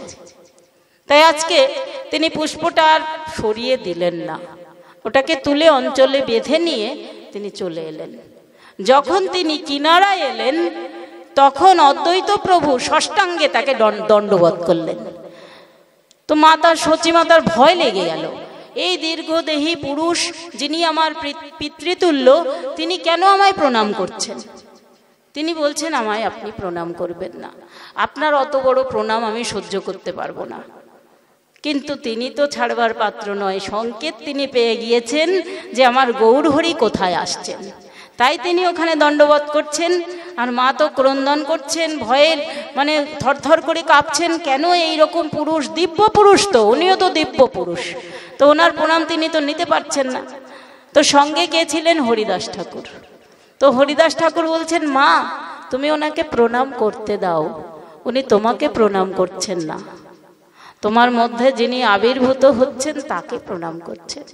মাতা আরো ঘাবড়ে গেলেন, এনারা কি করে জানলেন আমার মধ্যে কে আবির্ভূত হচ্ছেন? এর সংকেত তিনি পেয়েছেন। তো তিনি খুব ভয়ে ভয়ে বাড়িতে গেলেন, জগন্নাথ মিশ্রের কাছে আনুপূর্বিক ঘটনা বর্ণনা করলেন। জগন্নাথ মিশ্র বুঝতে পেলেন, কারণ তিনি তো বিজ্ঞ, তিনি পণ্ডিত ব্যক্তি ছিলেন। তথাপি ওই স্ত্রীর সংশয় নিরসন করার উদ্দেশ্যে তিনি অদ্বৈত প্রভুকে ডেকে নিয়ে এলেন। কারণ মাতা বলছেন যে আমার 8টি কন্যা সন্তান নেই, একটি পুত্র সন্তান হয়েছিল তাকেও হারিয়ে ফেলেছি, আবার যদি আমার এবার কোনো ভয়ঙ্কর কোনো দুর্ঘটনা ঘটে, তাই দয়া করে এই ভয়ের থেকে আমায় বাঁচান। তাই অদ্বৈত প্রভুকে ডেকে আনা হয়েছে। তখন বলছেন, মা তোমার ভয়ের কোনো কারণ নেই, কারণ তোমার মধ্যে যে দিব্য পুরুষ আসছেন তিনি আমাদেরকে তারণ করবেন, আমাদেরকে উদ্ধার করবেন। তুমি ভয় পেও না, তোমার সেই দিব্য যে বস্তু আবির্ভাব হচ্ছেন তোমার গর্ভে, তাকে আমি বারংবার প্রণাম জানাচ্ছি। বুঝিয়ে বললেন, কিন্তু সচিমাতা বলছেন না, আমার এতে হচ্ছে না, কারণ আপনি আমায় যে প্রণাম করে ফেলেছেন আমি এ বহন করতে পারছি না। কারণ জাগতিক জীব তো আমরা সবাই অনেক আধ্যাত্মিক কথা আস্বাদন করি, শুনি, বুঝি, দেহ আমার না, এই আত্মাই আমি, এইসব আমরা বুঝি, এই চরণ আমার না, এই হাত আমার না, এসব বলি গল্প, কিন্তু যখন কেউ প্রণাম করে তখনই কিন্তু আমরা সেটা নিতে পারি না, মনে হয় আমাকেই প্রণাম করছে। সত্যিকার অর্থে প্রণামের যে বিষয়টা আছে সেটা হচ্ছে কোনো ব্যক্তিকে কেউ প্রণাম করে না, প্রণামটা করতে হয় প্রত্যেকের মধ্যে সেই পরতত্ত্ব যে উপস্থিত আছে তাকে প্রণাম জানাতে হয়। প্রত্যেকের মধ্যে, সব জীবের মধ্যে তার অংশ রয়েছে, সেই ভগবানের বিভূতিকে এই অনুরূপে সব জায়গায় যে অবস্থান করে আছেন সেই বিভূতিকেই প্রণাম জানাই আমরা। কিন্তু সত্যিকার অর্থে সবাই হয়তো সেইভাবে সেই জ্ঞানে প্রণাম করি না, তাই এখানে সচিমাতাও সেইভাবে ভেবে ফেলছেন, তাই প্রণামটা তিনি নিতে পারছেন না। তাই অদ্বৈত প্রভু বলছেন, মাগো তুমি কিসে সন্তুষ্ট হবে? তখন তিনি বলছেন, আপনি আমায় মন্ত্র দীক্ষা দিন, তাহলে আমি এই প্রণামটা ফেরত দিতে পারবো। অদ্বৈত প্রভু তাই করলেন, তাকে মন্ত্র দীক্ষা দান করলেন। এবার সচিমাতা এত প্রণাম ফেরত দিতে বললেন, তার গায়ের খানিকটা জ্বালা কমল। অন্যদিকে সচিমাতা ইতিপূর্বে কিছু অদ্ভুত অদ্ভুত স্বপ্ন দর্শন করে ফেলেছেন। তো সেই অদ্ভুত স্বপ্ন কি ছিল না, তিনি একদিন দেখছেন যে গগন থেকে নীল এক জ্যোতিপুঞ্জ, নীল বর্ণের জ্যোতিপুঞ্জ ভেসে আসছে, এবং সেই জ্যোতিপুঞ্জ এসে জগন্নাথ মিশ্রের হৃদয়ে স্পর্শ করেছে। তারপর সেই জ্যোতিপুঞ্জ তার দিকে ধেয়ে এসেছে, কিন্তু কোথায় বিলীন হয়ে গেল তিনি আর বুঝতে পারলেন না। আর যখন এই জ্যোতিপুঞ্জ তার দেহে বিলীন হয়ে গেল তখন তিনি দেখতে পেলেন যে তাদের ঘরে সমস্ত স্বর্গের দেবদেবতায় ভরে গেছে, আর সবাই দুই বাহু তুলে হরিবোল হরিবোল বলে নৃত্য করছে, এবং তাদের মধ্যে এক দিব্য গৌরকান্তি দেহধারী পুরুষ তাদের সঙ্গে সংকীর্তন করছে। তো এরকম একটি দৃশ্য সচিমাতা স্বপ্নে দর্শন করেছেন, এবং সেই স্বপ্ন দর্শনের কথা তিনি জানালেন জগন্নাথ মিশ্রকে। জগন্নাথ মিশ্র বললেন, এ তো শুভ লক্ষণ, তো ভালো দিব্য স্বপ্ন, এরকম স্বপ্ন তো দেখাই ভালো। কারণ তিনি উপলব্ধি করলেন ভগবান কোনো সংকেত জানাচ্ছেন, আর তারপরে এই অদ্বৈত প্রভুর এই সংকেত, অর্থাৎ 2 2 4 হয়ে গেল। জগন্নাথ মিশ্র বুঝতে পারলেন যে নিশ্চয়ই কোনো মহাপুরুষের আবির্ভাব হবে, তার অপেক্ষায় তিনি রইলেন। আর এদিকে সচিমাতা মাঝে মাঝেই তাদের অঙ্গনে আঙিনায় যেন ছোট্ট ছোট্ট চরণ চিহ্ন দর্শন করেন, মাঝে মাঝে নূপুরের ধ্বনি শ্রবণ করেন। এইভাবে ভগবান তার যে আসার পূর্বের যে সংকেত সেটা মাকে জানাচ্ছেন। কারণ যশোদা মায়ের সঙ্গে তার যে নিগুড় সম্পর্ক ছিল সেই সম্পর্কটা তিনি তো ভুলতে পারেননি, সচী মায়ের মধ্যে আবার সেই আবেশটা তিনি সৃষ্টি করছেন। তো এইভাবে তিনি সবসময় এই দিব্য স্বপ্নের মধ্যে দিয়েই পরপর তার দিনগুলো অতিবাহিত হচ্ছে।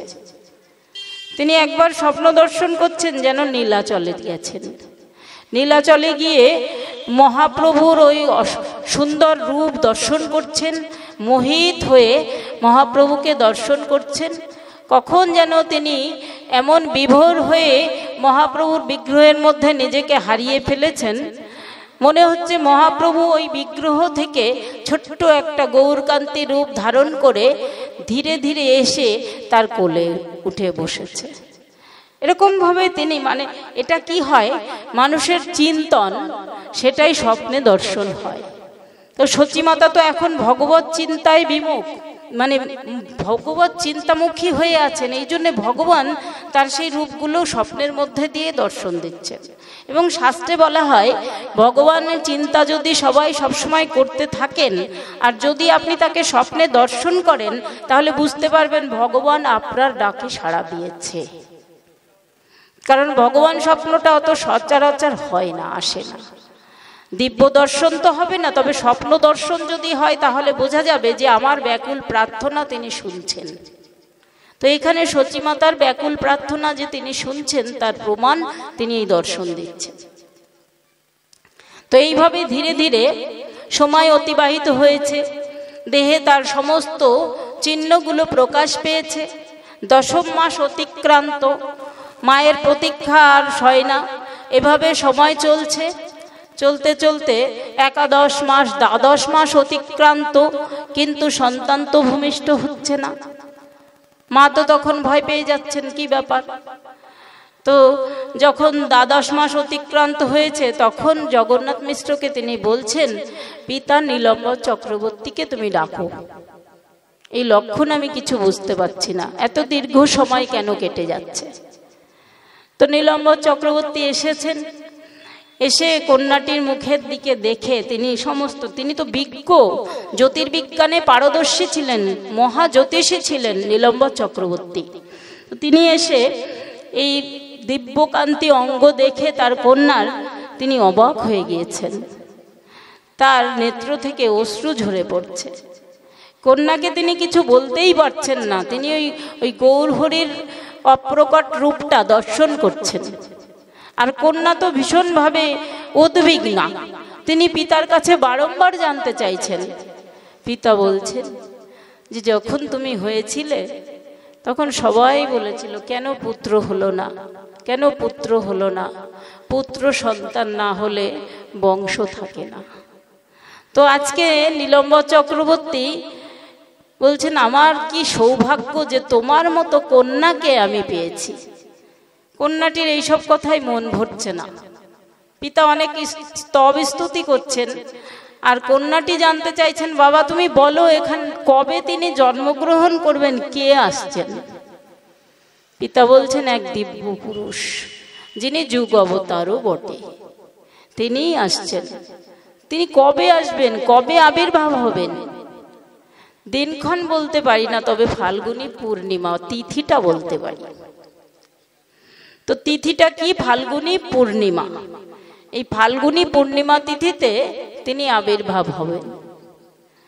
এই প্রতীক্ষায় থাকলেন।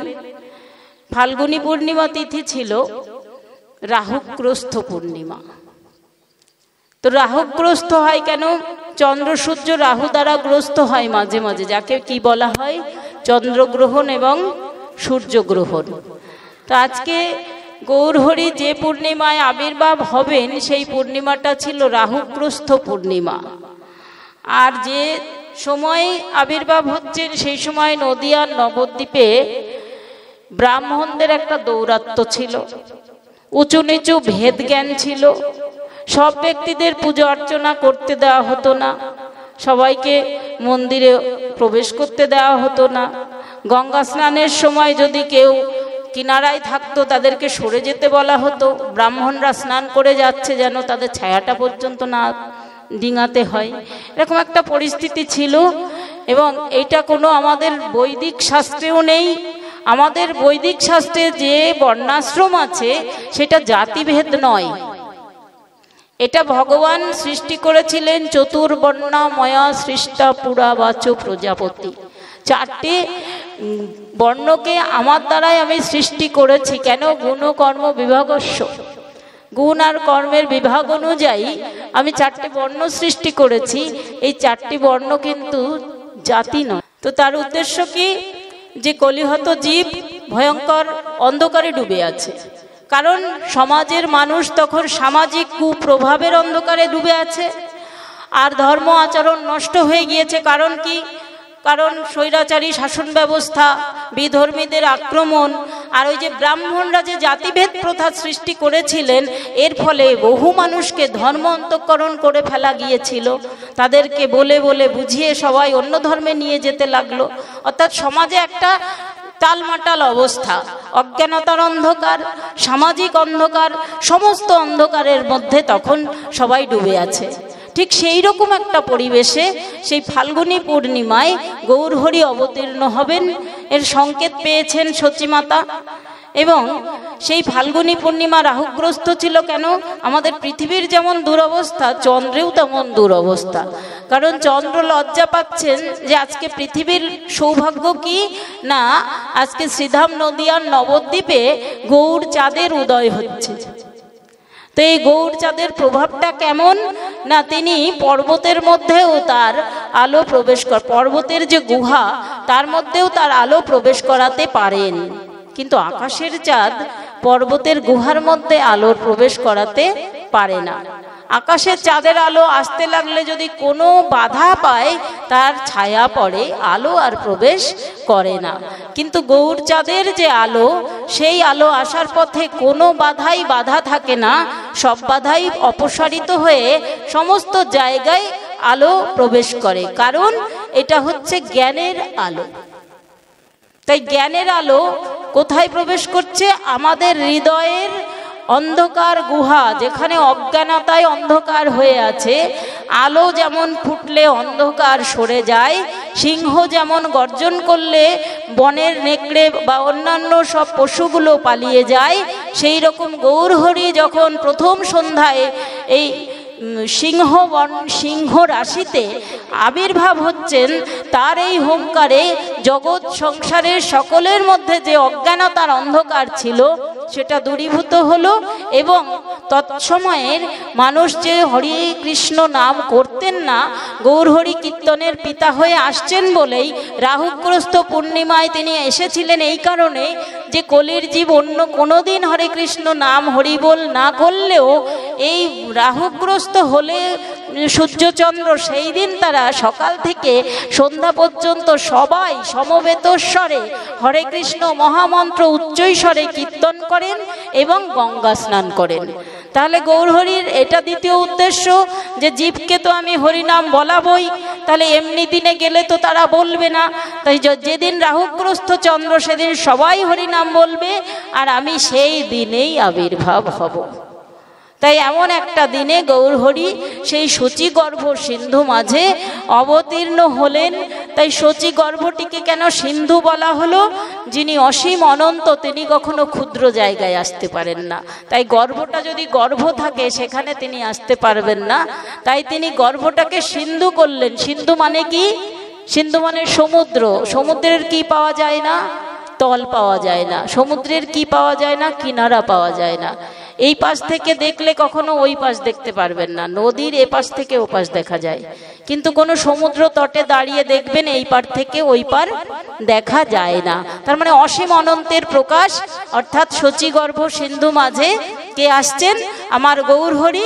তাহলে আজকে আমরা সবাই কাকে প্রার্থনা করছি? আমরা কার আশায় বসেছি? গৌরহরির আবির্ভাব হোক। আর যেই দিন হচ্ছে কৃষ্ণ নাম সঙ্গে থাকে সেই দিনই হচ্ছে পূর্ণিমা। যেইখানে কৃষ্ণ নাম হয় সেটাই বৃন্দাবন। তাই আজকে যে বৃন্দাবনে আমার গৌরহরি অবতীর্ণ হচ্ছেন সেই বৃন্দাবন হচ্ছে শ্রীধাম নদিয়া নবদ্বীপ গুপ্ত বৃন্দাবন। গৌরহরি গুপ্ত রূপে নিজেকে গোপন করে ভক্ত ভাবকে সঙ্গে করে এবং ভক্তের রাধারানীর প্রেমকে নিয়ে তিনি অবতীর্ণ হলেন। জগতের সব জীবকে উদ্ধার করবার জন্য হরে কৃষ্ণ মহামন্ত্র সঙ্গে আনলেন। আর ভক্ত ভাবটা নিলেন কেন? জগৎ জীবকে ভক্ত বানাবার জন্য। তাই কালপুর অঞ্চলের সকল গ্রামবাসীর কাছে আমার প্রার্থনা, আমার গৌরহরি আজকে এখানে আবির্ভাব হচ্ছেন এবং আপনাদের সবাইকে ভক্ত বানাবেন, এটা তার আকুল প্রার্থনা। আপনাদের হৃদয়ে গৌর কৃপা বর্ষিত হোক। কিন্তু এই হরিনাম সারা জীবন থাকবে। দেহটা এখানে রেখে আমরা যেদিন চলে যাব সেদিন আমাদের সঙ্গে ওই হরি নামটাই যাবে, বাদ বাকি সব যা আঁকড়ে ধরে আছি এখানেই ফেলে রেখে চলে যেতে হবে। তাই যে সম্পদটা সঙ্গে যাবে সেটাই আমার। তাই আমাদের সেই সম্পদটাকে পাথেয় করে আজকে সবাই মিলে গৌরহরির আনা সেই হরে কৃষ্ণ মহামন্ত্রকে আমরা একটু সবাই মিলে উচ্চৈস্বরে উচ্চারণ করতে করতে আজকের মতো শ্রীমদ্ ভাগবত বিশ্রামে রাখবো। জয় জয় নিতাই গৌর সীতানাথ প্রেমানন্দে হরি হরি বল। কৃষ্ণ হরে কৃষ্ণ কৃষ্ণ কৃষ্ণ হরে হরে, কৃষ্ণ হরে হরে, হরে রাম রাম রাম হরে হরে। बोलिए जय जय श्रीमद् भागवत महापुराण की, बोलिए श्रीमद् भागवत महापुराण की, बोलिए श्रीमद् भागवत महापुराण की। श्रील सुखदेव महाराज की, वेदव्यास महाराज की, वृंदा रानी की, वृंदावन धाम की, श्रीमती राधा रानी की, যমুনা মাইয়া की, गिरी गोवर्धन की, गौर भक्त वृंद की, আজকের হরিবাসর की, এই প্রাঙ্গণ की, হরিসভা की। জয় জয় নিতাই গৌর সীতানাথ প্রেমানন্দে হরি হরি বল। বাঞ্ছা কল্পতরুভ্যশ্চ কৃপা সিন্ধুভ্যেব চ পতিতানাং পাবনেভ্যো বৈষ্ণবেভ্যো নমো নমঃ। জয় নিতাই জয় গৌর। আপনাদের কাছে একটি ছোট্ট অনুরোধ, এই ধরনের আরো ভিডিও দেখতে চ্যানেলটিকে এখনই সাবস্ক্রাইব করুন।